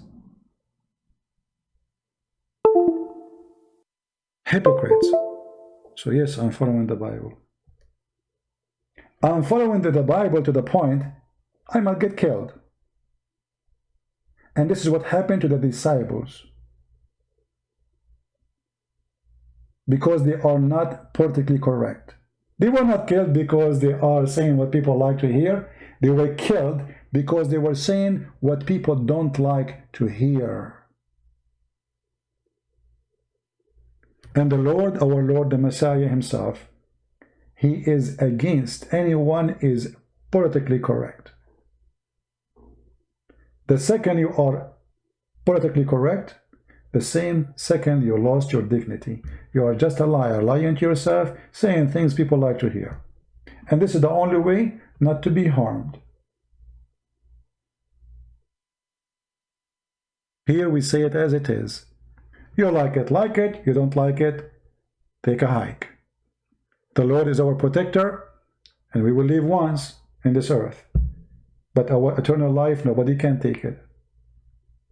Don't fear the one who destroys the body. Fear the one who destroys your soul. I have no fear from my body being destroyed. It's going to be destroyed anyway. It's just a matter of time. The Bible said, let the dead bury the dead. Do we understand what does that mean? We are dead. Let the dead bury the dead. But with the Messiah, he said, whoever believes in me and die will live. The one who go after his life today, he will lose his life after.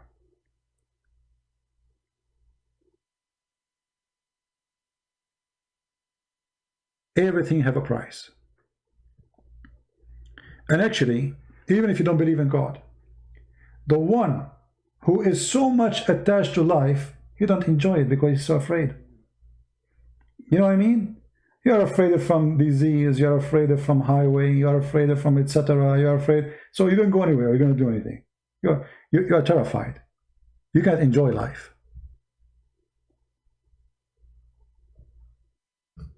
It's like somebody have a phobia from germs. He washes his period twice a day. He can't sleep. You know what I mean? Your phobia will kill you because you are so afraid to die. The second you are afraid of something, you are a slave of that thing. For us, even as when we speak about God, I am not afraid from God because he said to me, when you pray, say to me this, our Father. Look how lovely. He don't say, Lord, I am your servant, I am your... Say, our Father art of heaven.